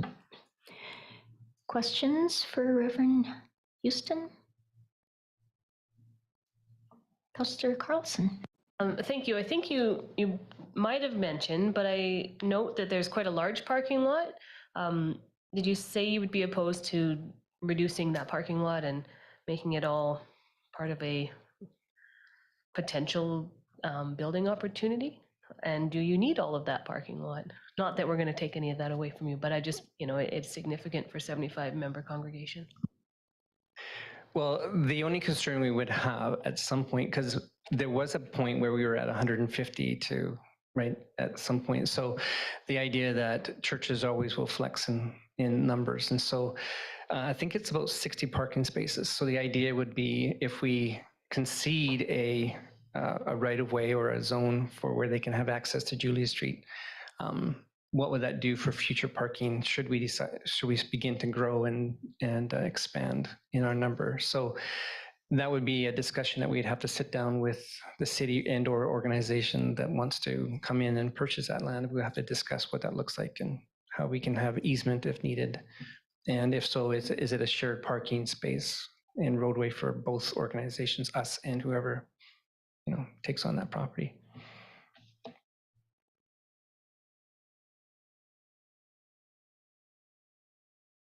Okay, any other questions?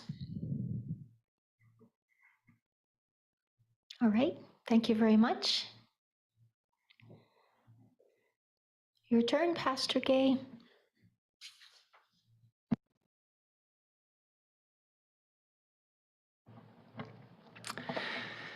Well, thank you, Madam Mayor, Town Council, and District of Summerland staff.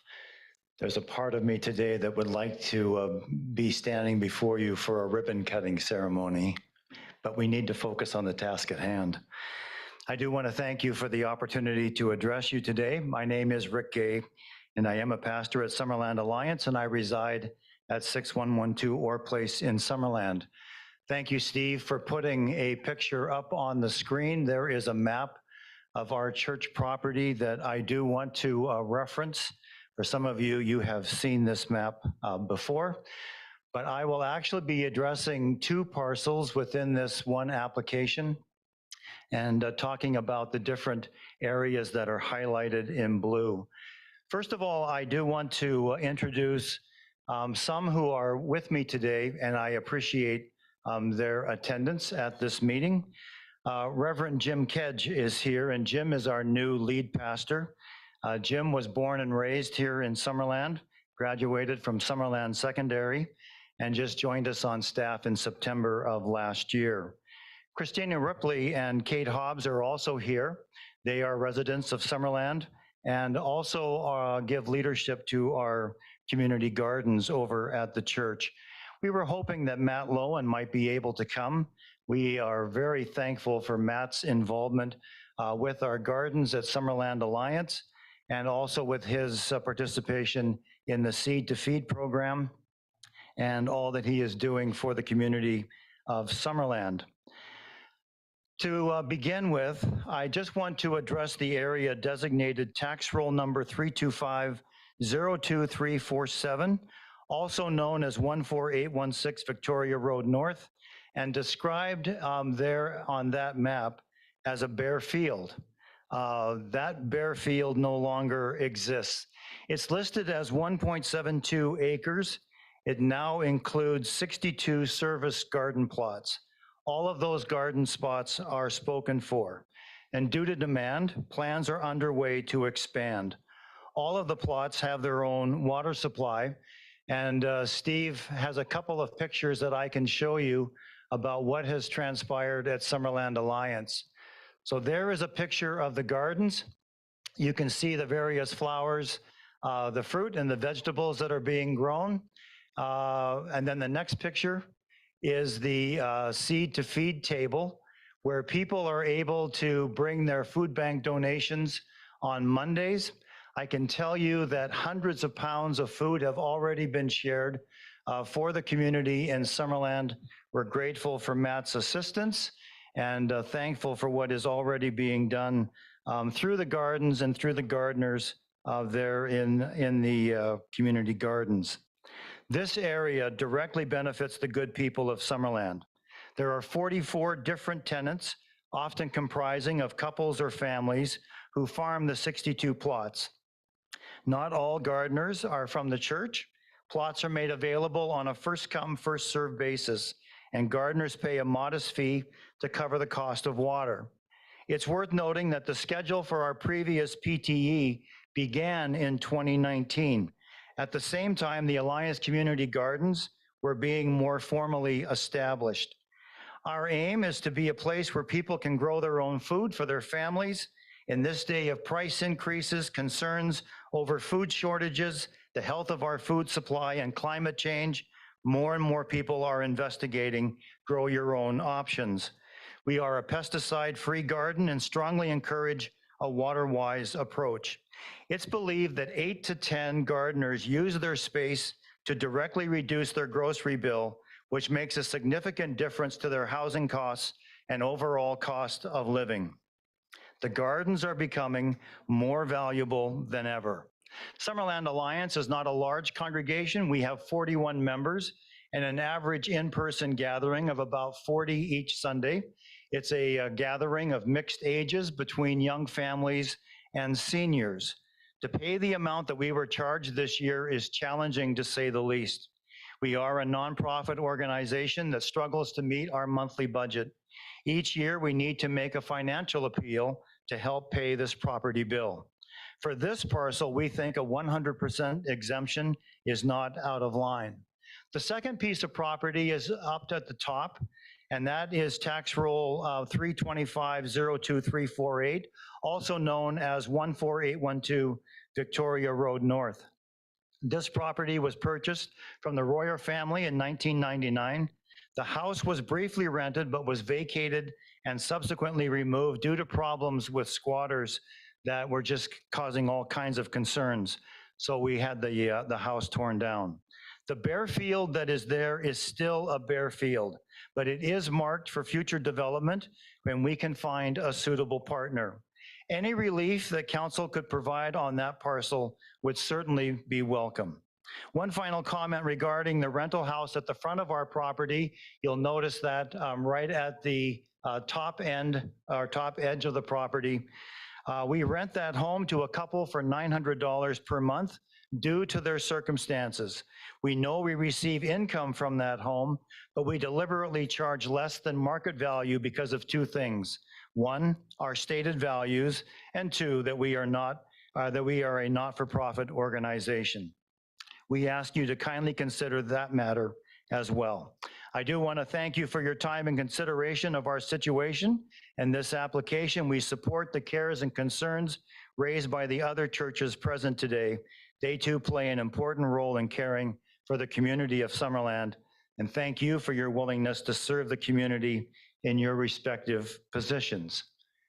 And I can field any questions that you might have.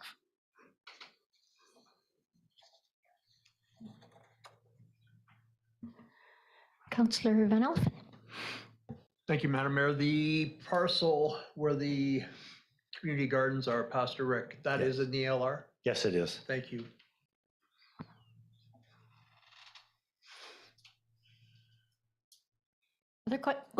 Other questions?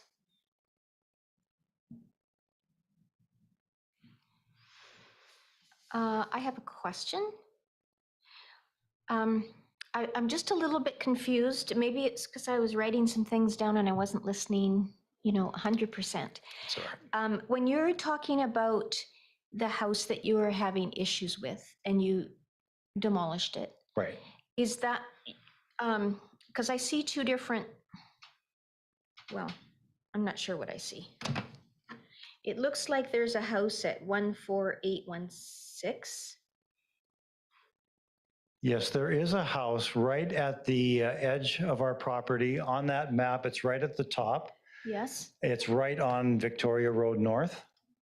And that house has belonged to the church for a number of years and has been rented to a number of people, whether they be young families or older people that just needed a place to live. So we have made that house available. And so that's great. Where is the property that you were talking about that you had to demolish because you're having issues with squatters? That's the 0.4 of an acre on the southeast part that's highlighted in blue. That was the old Royer house. And we bought that property in 1999. We did rent it briefly, and then that family moved, and the house was vacant for a while. We used it for some church purposes for a little bit, but then once we moved into our building, we no longer needed to use that place. And then just unfortunately, some other people found their way in. It became a bit of an eyesore, and we felt it was best that we just remove it. So the removal was some time ago then? Yes, it was. Okay, that's where I was confused. Thank you. Yeah. Any other questions, Council? Councillor Barkwell. Thank you, Madam Mayor.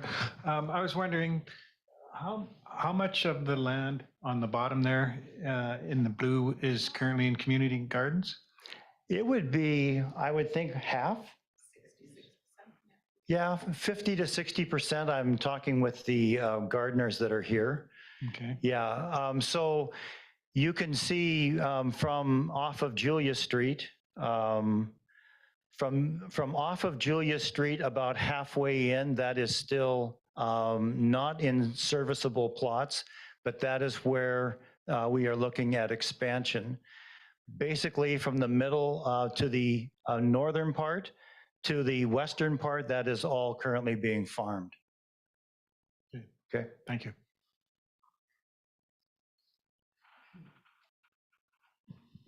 Any other questions? Okay, thank you. Thank you. So now for some discussion. Did you want to add anything before we get started? Dave? Probably not, Madam Mayor. There are two different streams of recommendations that you'll find in your council report. One is to not provide permissive tax exemptions on those vacant lands, and one is to provide a 25% exemption on them, which was based off of decisions of council in the past. And I have one question for you. This year, with the property taxes, I know that there was an oversight and that you took care of that. That brought it down to 25%. Okay, so that was taken care of. Okay, thank you.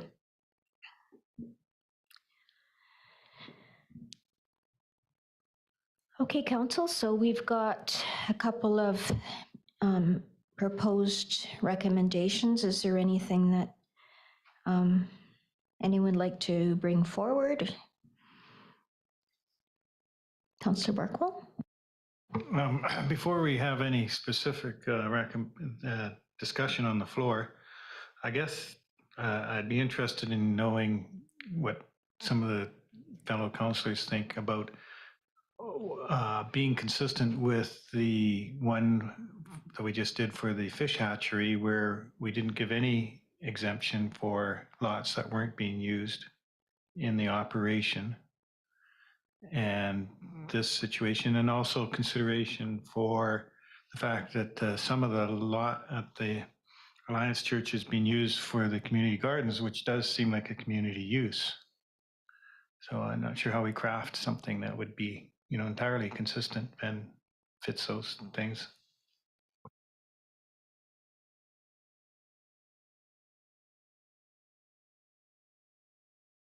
Councillor Holmes? Thank you. So yeah, I was kind of thinking along the same lines. So back when we set this gradually declining exemption, and I do my recollection is that 2022 was supposed to be no exemption at all. So I'm not sure why it was held at 25%. But the idea at the time was rather than just eliminate the exemption totally, because that was quite a big hit, that it would give the churches a period of time to figure out what to do with this excess land. And so I'm really happy to see the Alliance Church take off with this community garden, and absolutely, I think that portion of the community, that's the community garden, should become 100% exempt, the same way as the Lutheran Church's community garden is exempt. There's no difference there. But the rest of it, I think the churches have had opportunity to look at land. I mean, just talking now about selling property, I mean, they could have done that 4 years ago when we first put this process into place, looking into subdividing and selling property or working, we've presented opportunities to put in dog parks, and that weren't taken up, and that would have qualified for exemptions. So I think there's opportunities for the churches to do something with that excess land, and taking into consideration that we just, refused the trout hatchery an exemption on the land that they have, which is excess and sitting there doing nothing. I think the best thing we can encourage the best way you can provide encouragement is to tax those lands that are sitting idle, because we don't want them sitting idle. We want them to be put to. Councillor Holmes, we need to get something on the floor before we start discussion, but if you have a question. Well, I'd love to put something on the floor. I just don't know how to word it. Well, please go ahead then, if you'd like to do that. Unless there are other questions of staff before we get started, or of the folks in the gallery. Councillor Barkwell. Yeah, Councillor Holmes has the same problem I had. I'm not quite sure how to craft it. I suggest that we look at each one individually and speak to each church one at a time and discuss how the land's being used. I agree. If we continue to just give 100% exemption, they'll give no thought to actually putting the land to use. So that forms part of my thinking. Yeah. Okay, so corporate officer, I know that it's written as all three, and we have to be careful with this.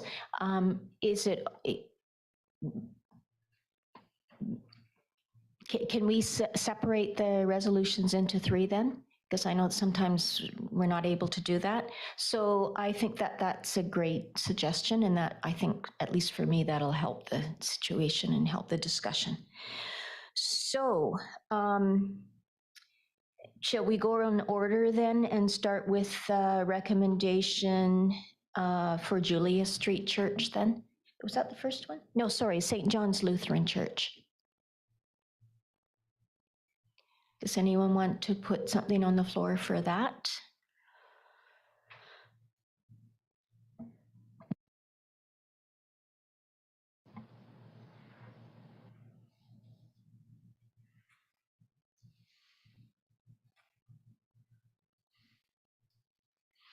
Okay, I'll put something on the floor. Okay, go ahead, Councillor Barkley. I was just going to note that the community garden, at least from the aerial photograph in the report, is on the land that is already exempt. It hasn't expanded, has it? Or, no.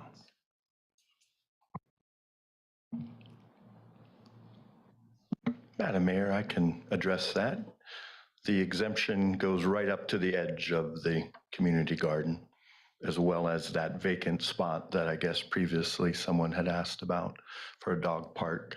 So what we're talking about is the unexempt up the hill between us and our neighbor's driveway.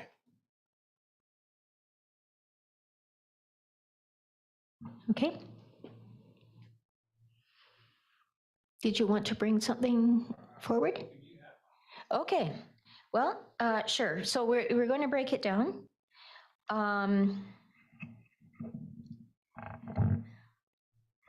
That permissive tax exemption 2017 places of worship bylaw number 2016-038 be amended for the 2023, 24, 25, and 26 calendar years to include St. John's Lutheran Church with a 25% permissive tax exemption on lands deemed to be held in excess of that used in the delivery of services, and that permissive tax exemption 2017 places of worship bylaw number 2016-038 be amended for the 2023, 24, 25, 26 calendar years to include St. John's Lutheran Church with a 100% permissive tax exemption on remaining lands not deemed to be held in excess of that used in the delivery of services. Councillor Holmes, you're seconding. Okay, so discussion on the resolution that's on the floor then. Councillor Barkwell. So as I understand it, looking at the map, the area that you're referring to is the area outlined in blue, and it's not getting any community use at all. Is that correct? 1 second.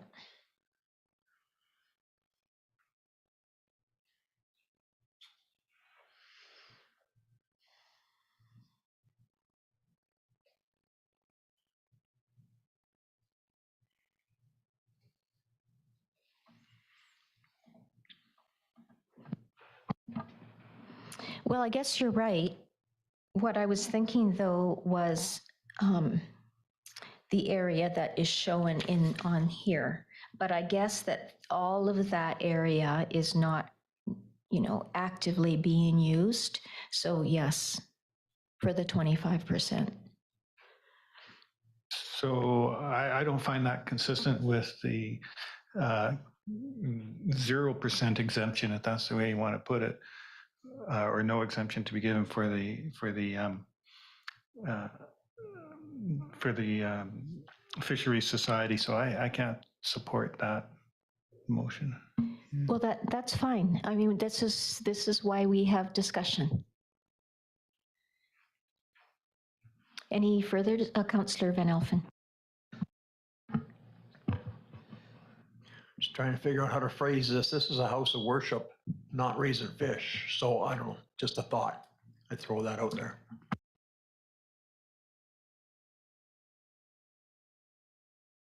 Councillor Carlson? Yeah, on this one, I think it is interesting. I do think there's potential for this land to be utilized by more people and perhaps provide better value to the community. But I think that maybe the congregation and the minister are willing to work towards that. And I believe that a 4 years might be too many to put into one bylaw, and perhaps it's a bit stiff. So maybe I would be more supportive of 50% or doing this for another year and seeing if some other opportunities can present themselves over the next few months. So you're looking at 50% for 2023 and then nothing beyond that? Is that what you're suggesting? That would be my suggestion, would be to try and work on a better solution for moving forward, because we know there's a great need for other things in this community, whether it's more gardens or whether it's some facilities that people and our community could use in a broader way that would then allow the church to stay there and continue to offer the services and the meetings and the very important things that they're providing to our community because they exist and they have such a strong volunteer base. Okay, Councillor Holmes? So a question on that, if I may. So if we pass this as is, 25% for next 4 years, and the situation changes and that land is being used for something different, we can then they can then just come back to council in a couple of years and we can repeal this and pass a new bylaw. Is that correct? Through the chair, yes. Our permissive tax exemption policy actually speaks directly to if we have to be notified if a property sells, because then of course we have to amend the bylaw and pull it off. But if the usage also changes, we would expect to be notified as well. So in which case I support the motion that's on the floor, and then it can be changed if necessary if situation changes. Thanks. Councillor Carlson? But we've just seen an example of a situation that changed perhaps in the last 2 or 3 years, where the Alliance Church has gone from a very basic to a very expanded and quite successful situation. And I knew that it was happening, but it wasn't, it didn't come back to council. I know many people knew it was happening, but that didn't come back to be reviewed and looked at. And so they continued to pay over the last 2 years a larger portion of taxes. So I guess who's the onus on? It didn't change hands. It's simply they're achieving what we asked them to achieve, and we as council perhaps need to recognize that it kind of goes both ways. Councillor Holmes? Yes, but the point is, it could have come back to council, and who's the onus on bringing it back to council? I can't say, but there's no reason why it couldn't have. We can review anything at any time. So, yeah, and we'll get to the Alliance Church next, but. Okay, further discussion on the motion that's on the floor for St. John's Lutheran. I'll call the question. All of those in favor? Opposed? Councillor Carlson is opposed. That carries. Okay, next one is Julia Street Church. Let someone else do this one. Thank you, Councillor Holmes.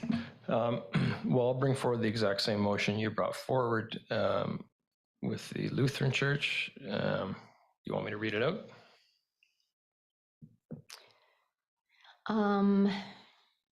Yeah, I guess. That permissive tax exemption 2017 places worship bylaw number 2016-038 be amended for the 2023, 24, 25, and 26 calendar years to include Julia Street Church with a 25% permissive tax exemption on lands deemed to be held in excess of that used in the delivery services, and that permissive tax 2017 places of worship bylaw 2016-038 be amended for the 2023, 24, 25, and 26 calendar years to include Julia Street Church with a 100% permissive tax exemption on remaining lands not deemed to be held in excess of that used in the delivery of services. Seconder, Councillor Van Alphen. Further discussion on this one. Councillor Carlson. Just that I see this one a little bit differently because there is an opportunity to do something more. It's not on a hillside. It's closer to services. There should be a sewer right outside on that road, and there's opportunities potentially to get a little bit more creative, and so I would support this. Okay. Any further discussion? All in favor? None opposed. Thank you. And then finally, the Christian and Missionary Alliance Church. Councillor Carlson, would you like to bring forward this one? Sure. So, like mentioned, this one's, I believe, it's a little bit different. There are two parcels, and those both need to be broken into two different pieces, I believe. So I would move that the permissive tax exemption application for the Christian and Missionary Alliance Church be supported, and that the PTE 2017 Places of Worship Bylaw 2016-038 be amended for the 2023, 2024, 2025, and 2026 calendar years to include the Christian and Missionary Alliance Church with parcel ID, whatever the back one is. I'm sorry, I don't have it right here. Where the community gardens are, for that parcel ID to be given a 100% permissive tax exemption, and the parcel ID at 14812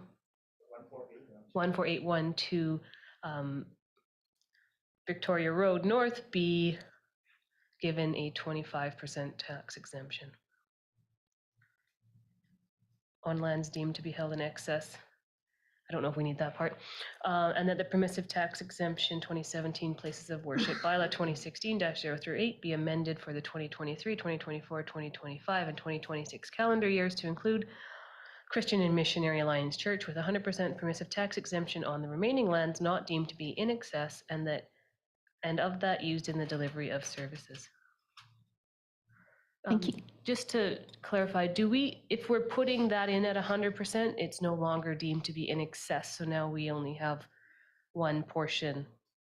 So I don't know if we even need, you know what I'm saying? I see Graham thinking about this. We're now looking at a very large parcel of 100% with a very slim parcel of 25, which is now the only piece that is deemed in excess.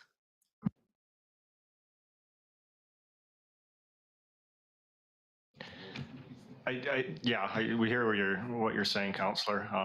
In theory, one could still deem it as lands in excess because they're not there for the purposes of the church themselves. So by removing that statement, it would, if this applicant, or if in the next 6 years or whenever this came forward again, and for some reason or another, the gardens were all gone and the piece of property was now vacant again, removing that deemed in excess would literally, we would have to start that whole process all over again. Okay, we should leave it as it is then, and just note that hopefully it no longer is excess over the long term. Thank you. Seconder for that, Councillor Van Alphen. Councillor Holmes.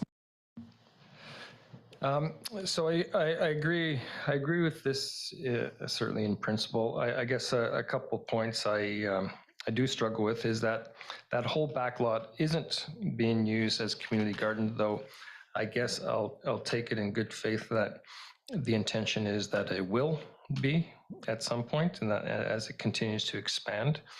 But I think we should recognize that it's not all yet being used. I struggle a little bit. I don't know if we discussed this last, 4 or 5 years ago when it came. I do struggle a little bit with the house that's on the 100% exemption, the rental house. I'm not sure. I could be convinced, I guess, but I'm not sure whether that ought to be receiving a permissive tax exemption at all. I don't know if there's any other housing, residential housing in Summerland that receives a permissive tax exemption that doesn't pay any property taxes on a residential house. That's seems a bit strange to me, but that's a bit outside this, I guess. But I would support it with some reservations. Thanks.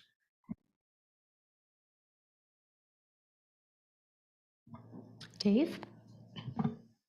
Thank you, Madam Mayor. To clarify, that residential piece of the house and the land underneath the house currently does not receive a permissive tax exemption.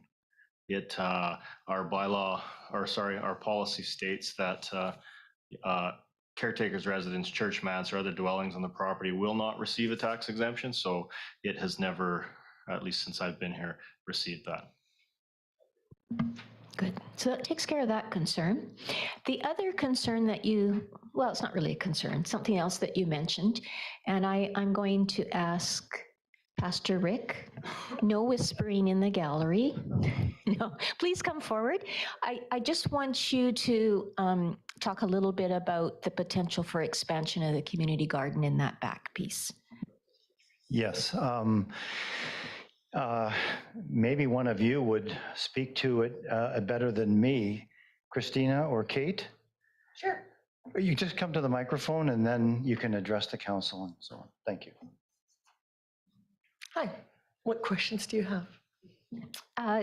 Councillor Holm was expressing some. Well, I'm not going to use the word concern, but are you planning in the future to continue to use that, expand the community garden in the back? Yes, we've used about, I would say 60%, maybe slightly more already, and we have in the works to expand the last portion over 3 phases. If we could afford to do it all at once, we would consider doing that. But it's very popular. The gardens have been selling like hotcakes. We make them extremely affordable. They're very modestly priced, and the first year, because the land is so difficult to use, we give the first year for free. It's been a lot of young families joining us this year, and the main focus has been because of the increasing cost of groceries in the store, of fresh produce. So it's pretty exciting back there. I'd invite you to come around. There's no,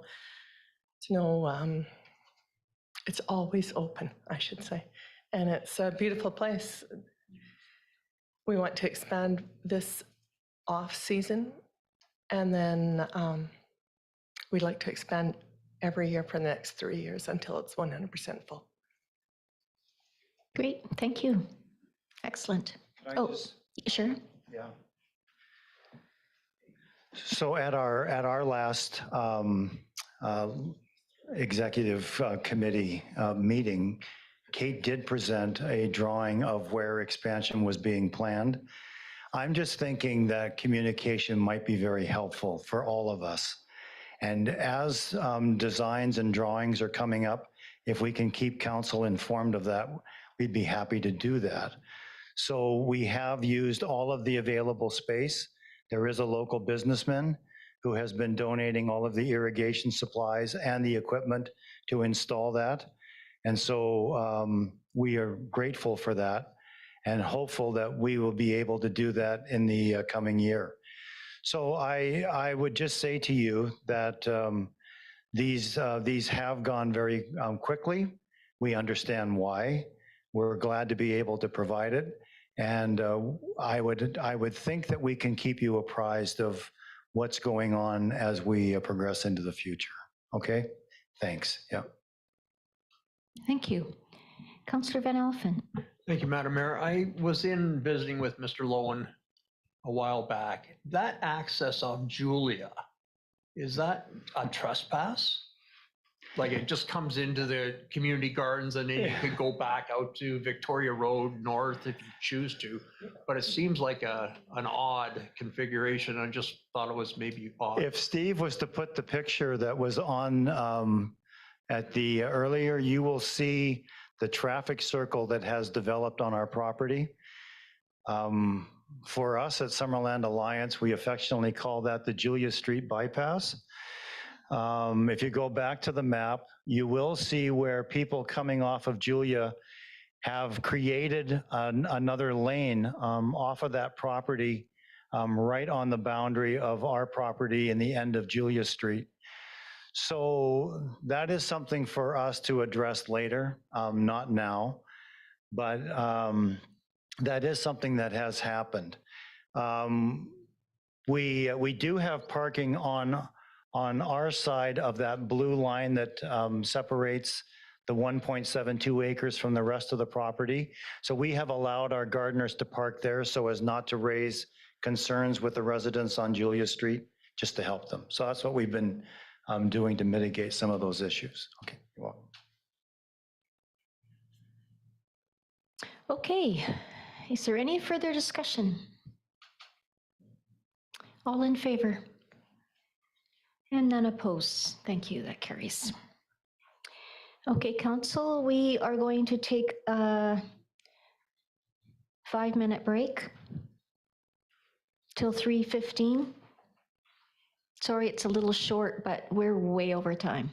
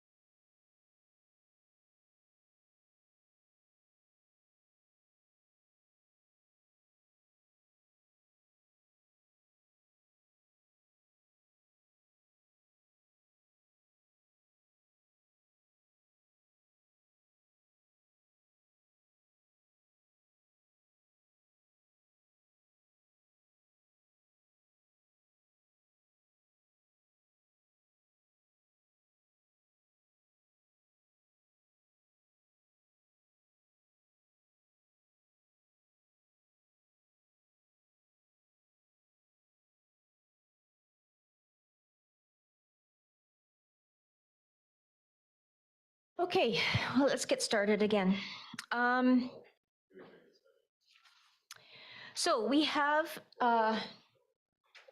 the 7.4, we've done the break, 7.6 and 7.7 left. 7.4, the capital equipment thing, and the quarterly procurement report, which is 7.7, are expected to be relatively quick.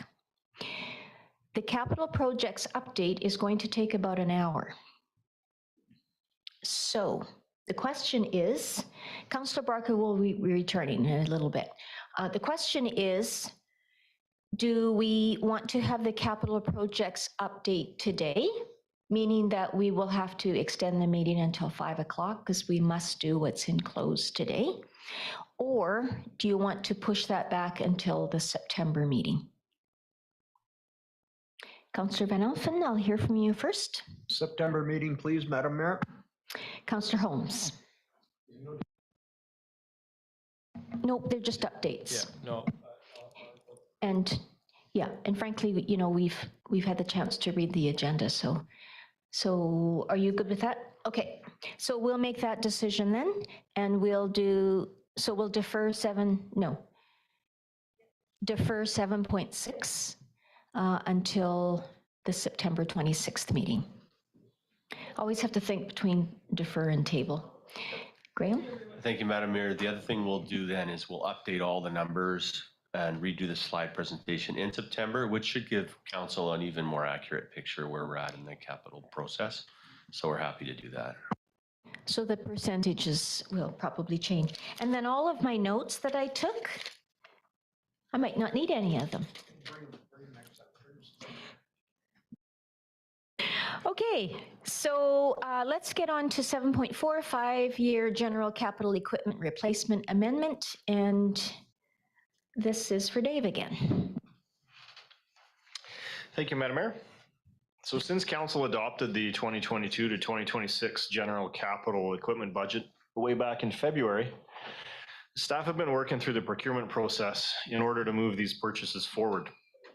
Hurdles that have been encountered along the way have included price increases due to increased demand, inflation, and parts availability. The district's equipment replacement reserve does not have sufficient funds to cover these increases. So staff have been requesting updated costing from suppliers and have completed a detailed fleet assessment based on the budget that was passed in February. Now, based on this work, an amended 5-year equipment replacement budget has been prepared and staff are seeking council approval to move forward with these changes. In addition to adjusting costing and moving purchases around over that 5 years, the amended budget ensures that the district's equipment replacement reserve continues to be fully funded through the next 5 years. And that concludes my report.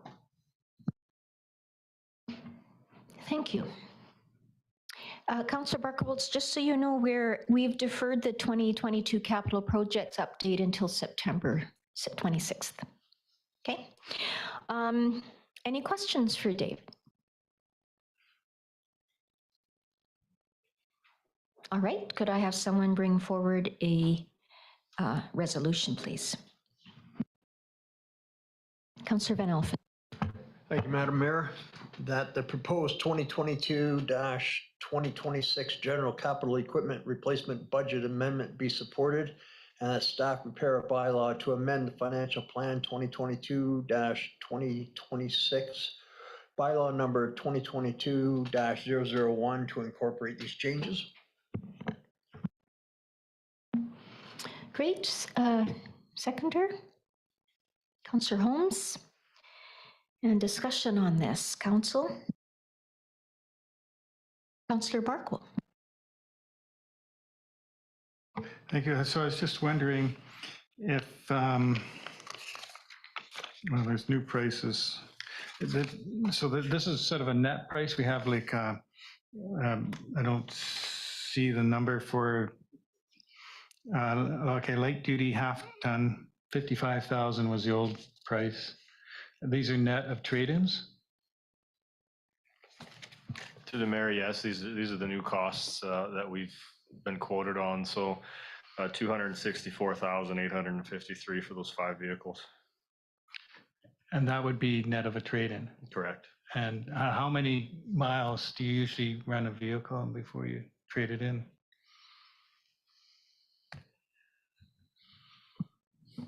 Through the mayor, it really varies on what the vehicle's been used for in the past, but we get several 100,000 out of them typically. We get around 10 years. Right now, the ones we're spinning out are from late 1990s, are what we're spinning out. So about 20 years in the older ones that we have. Okay. Yeah, they're the ones that aren't white that you see driving around town. Well, that's it. I haven't seen any that aren't white. So. There's 3 or 4. One went yesterday, or one went on Friday, and then there's a couple others that are not white that are being spun out as well. Okay, thanks.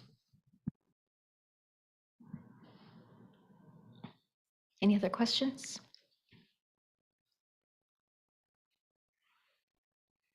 I guess the only question that I have is for the things that have been pushed back to 2023, and I understand the reason for doing that, or maybe beyond. How realistic is it to hope that the pricing will have adjusted adequately to support this in 2023? I know it's a crystal ball kind of question. Yeah, thank you, Madam Mayor. We're doing our best to guess what it's going to be in the coming year, and that's in talking to the suppliers where they think the vehicles are going to be 6 months to 8 months from now. But like you said, it's a crystal ball at this point. So we have our best guess here, and then should things change, we'll be back to council in the new year to discuss that. Thank you. Thank you, Joe. Any other questions? Okay, I'll call the question. All in favor? And none opposed. 7.7 Quarterly Procurement Report for Q2 of 2022. And CAO, you were going to speak to this first? Oh, you're not introducing this? Oh, no, sorry, I'm looking at 7.6. Thank you. Kendra, please go ahead. Thanks, Madam Mayor. So during the second quarter of 2022, 4 procurement awards were made that exceeded $250,000. So the first was a purchase of electrical utility items for the Hunters Hill development, and that was directly awarded to AE Concrete Products. The electrical utility determined that only AE Contract was able to meet the component specifications within the required timeframes, and this purchase was exempt from the trade agreements because it was made on behalf of the developer, who will be reimbursing the district in full. The second was pursuant to an open competitive award process, the Summerland Sanitary Landfill Organics Processing Facility was awarded to TwinCon Enterprises in June for approximately $1.8 million, and we expect this contract to be substantially complete by the end of September. The third was another open competitive procurement process, was a large inventory order for the electrical utility that was awarded to Cooper Power Systems in June for approximately $2.7 million. And this consists of various quantities of 16 different inventory items. And the fourth and final one was the Giants Head Road Upgrades construction contract that was awarded to BC General Contracting in July for approximately $3.5 million. And we expect this project to be substantially complete by the end of October. And with that, I'm happy to take any questions. Councillor Carlson. I'll just note that on my report, there's only 3. The first one you mentioned doesn't show up. I don't know if it was updated or something got missed. To the chair, to Councillor Carlson, yes, there should have been an updated report on there to include the direct awards.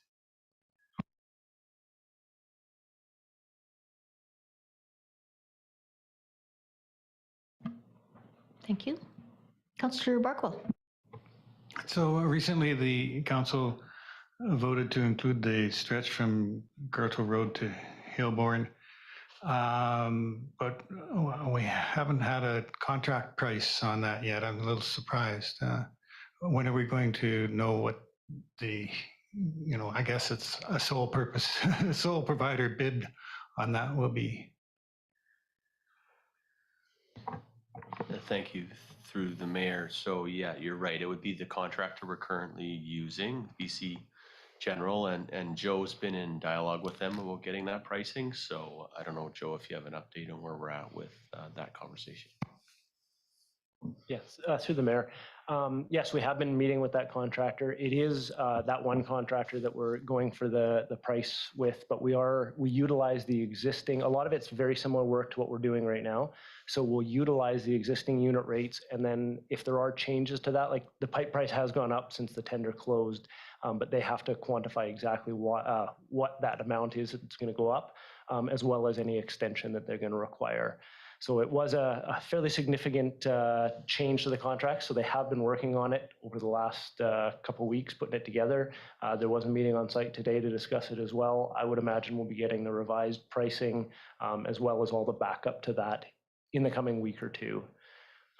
But it's a substantial change to that section of the project, but they're not working in that area right now. That area is, once they finish the pipe in the area they're working on, then they'll move to that. So no work is started in that area.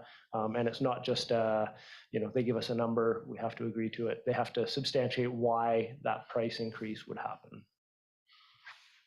And then we would get a chance to say, well, gee, that's more than we were expecting. We don't want to go ahead after all, or? Absolutely. We will look at that very close through our engineer. Okay, thank you. No problem.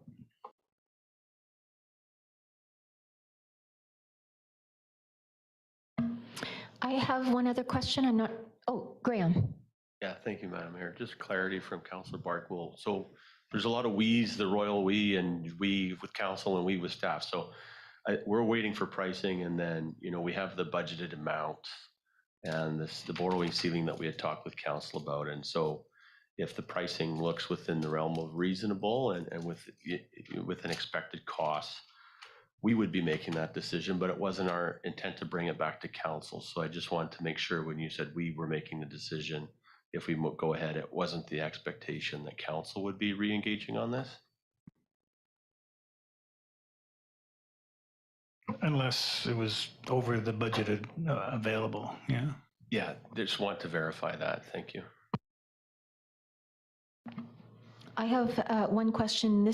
I'm glad that you're still here, Joe, because you could probably answer this one.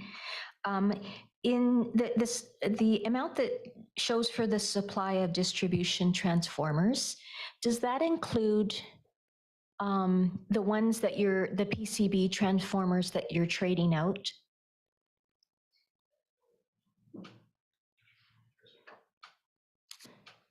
Pardon me? Oh, Jeremy's there. Yeah, could you answer that question, Jeremy? Not that you couldn't, Joe, but.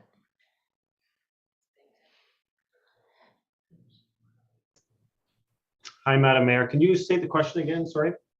My question was, in the procurement report, it speaks to the supply of distribution transformers from Cooper Power.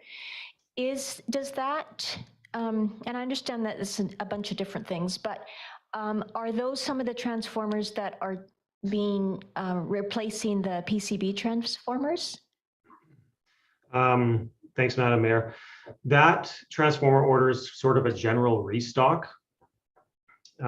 Most of those transformers would be slated for customer service upgrades. We could use them for PCB transformer replacement, but that particular order is the costs are higher than normal market price. It's because of the whole COVID situation and the lack of materials that some of the manufacturers are experiencing. So I would be reluctant to use some of those transformers for our own purposes, but some customers, they need power no matter what, so they're willing to pay. So it's sort of in reserve for those customers, and some of those transformers specifically are for certain customers that have put in service requests with us. So the PCB project, we've sort of put that project on hold. That's in our capital update that we're going to now do in September, just because of the cost of material. We've addressed our high PCB count transformers, and so now we're into the sort of the lower PCB count, the items of less concern, the ones that the regulations say are okay for us to have in our system. And so right now we're just on hold on that, waiting for prices to come down. Okay, so you answered You answered the reason I was asking the question, and that was about the updates showing that there was a delay or a postponement in that until the prices came down. So yeah, that's perfect. That's a great answer. And you've answered my question and beyond, so thank you. No problem. Okay, any other questions? Councillor Barkwell. Thank you, Madam Mayor. I was just wondering if Director of Public Works can remind me about the water utility, the chlorine conversion. Are we removing all chlorine gases and going to a liquid process or something? And I have a follow-up to that. Yeah. Oh, Jeremy. Yeah, that's Jeremy's department. Sorry. Yeah, no problem. That can be confusing sometimes on who's responsible for what there between Joe and I. But that's an in the plant system through the mayor. So the chlorine conversion, that project will only help us get rid of the chlorine in the water treatment plant, but not at the Garnet Valley treatment facility. So that small building that we have in Garnet Valley towards the reservoir, that'll still be on chlorine after this conversion. So this conversion is only for the water treatment plant.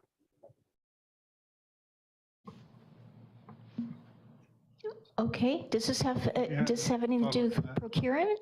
Okay, go ahead. So will there be the capability with this new system to be able to treat irrigation water with chlorine? In Prairie Valley? Or Prairie Valley or any other portion of the system? I've heard some complaints about the water without chlorine in their irrigation water. And I wondered if that's going to be possible if we chose to go that route. Thank you, Councillor, through the mayor. This conversion to hydrochloride in the water treatment plant will not affect our ability to treat that irrigation water. If the district so chose to do that, it won't affect that in any way. So if that would require a capital project to treat that water, it is something that is possible to do. I think that there are some challenges associated with it, but it's something that's definitely possible. And again, this project will not affect that in any way. No more questions unless they're to do with the procurement report. Sorry, we have to wind this up. Those are great questions for our capital projects update, though, when we receive that. Could I have someone bring forward a resolution? Councillor Van Alphen. Thank you, Madam Mayor. The council received the quarterly procurement report 2022, quarter 2, dated August 22, 2022, from the Manager of Procurement and Contract Administration for information. Thank you. Seconder? Councillor Holmes? Any further discussion? All in favor? Thank you. All right. Now is our second public or media comment period.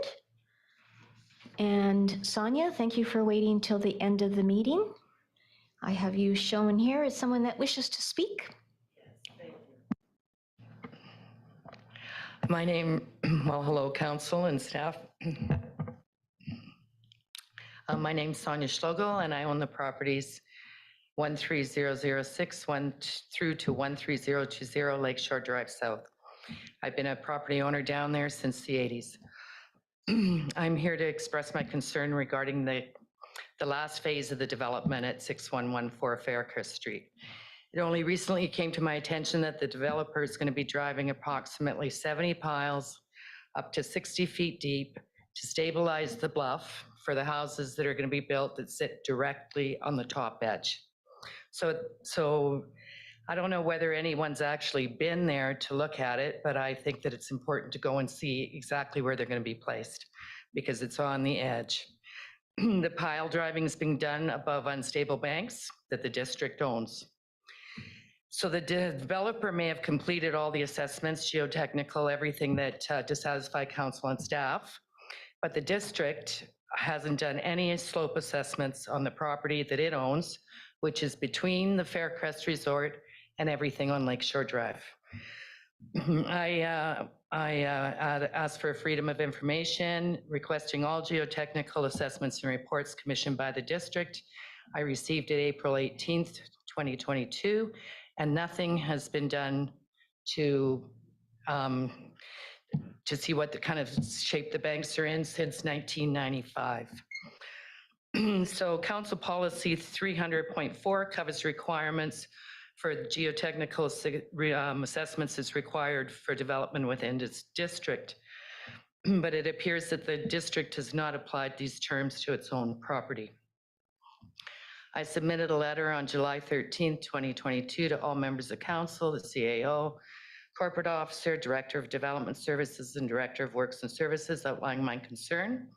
I haven't received a reply from anyone, although I've spoken to the CAO and with the mayor. She got back to me after I emailed, so that's after a month. And actually the mayor stated that my concerns were operational in nature, not policy or governance matters. So I'd like to refer council to Council Policy 700.1, which was adopted November 10th, 2014. And it states that the district, this is the landslide hazard area policy 900.2 has been reviewed. It's confirmed that A, due to the results of the risk analysis report prepared by Interior Testing Services Limited, that was in 95, the lack of provincial monetary assistance available at this time, C, the district's budgetary restraints, and in consideration of other matters which council believes have fiscal priority over this matter, and D, the unique topographical and aesthetic features of the silt bluffs above Lakeshore Drive, and E, councils believe that this policy is reasonable. The district will not be implementing the remedial action recommended by Interior Testing Services in their report dated April 13th, 1995. So, so looking at the budget today, and I mean, seeing and what you guys have, monies are available for things like vehicles, like for maybe 3 million, something for climate change. And so in your own,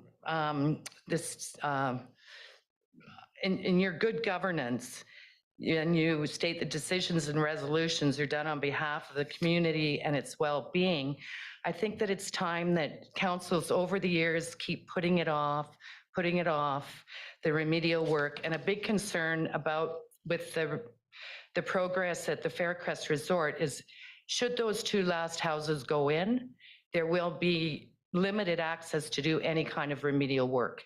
I believe that it's a huge liability for the municipality. The houses sit on a cliff, they own everything in between, and nothing has been done to check those banks. So you allow development above, you allow development below, but you do not address your own property. I have the property on the bottom. I don't want to see anything happen. Nothing has. But the more and more that you add, and as I say, I think it would be diligent of all members of council to go and see precisely the spot, because it is apparent, the danger. So it's recognized and mapped by the district as a high hazard area. So the high hazard, meaning you recognize the risk. So the pounding to drive the piles is a risk. The building of the homes on the bank is a risk. The placement on the edge is a risk. The use of water, sprinklers, all the things that go with what's going to be done on, like when people living there, is a risk.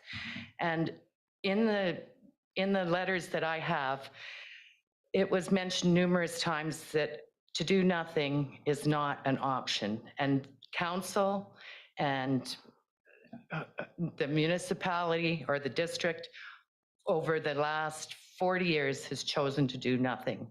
So I want it on public record that I think that it's really important. And I think that as a landowner, if you require in the report where you require geotechnical assessments done of private people, of developers, there is assurances in case something happens. There's maintenance assurances and assurances that the job gets done.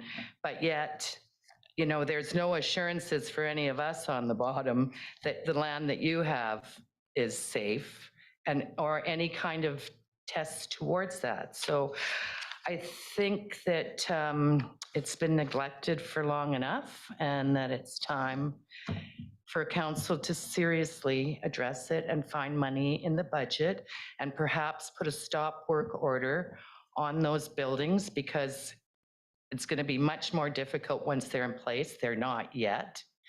And assess your own property and show that what you've allowed on the bottom and what you're allowing on the bottom, on the top and at the bottom, is not at risk from your own property. So yes, the council policy 300.4, that's where you have maintenance security, performance security, and all these things. And I think perhaps I might need to request some kind of maintenance security or some kind of something, since, you know, it is council's responsibility. This is not a governance or.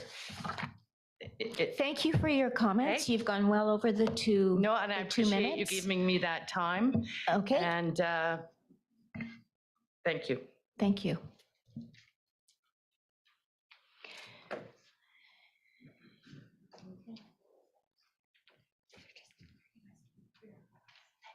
Kendra, could you please turn off the microphone there too, please? Because we're going into close now.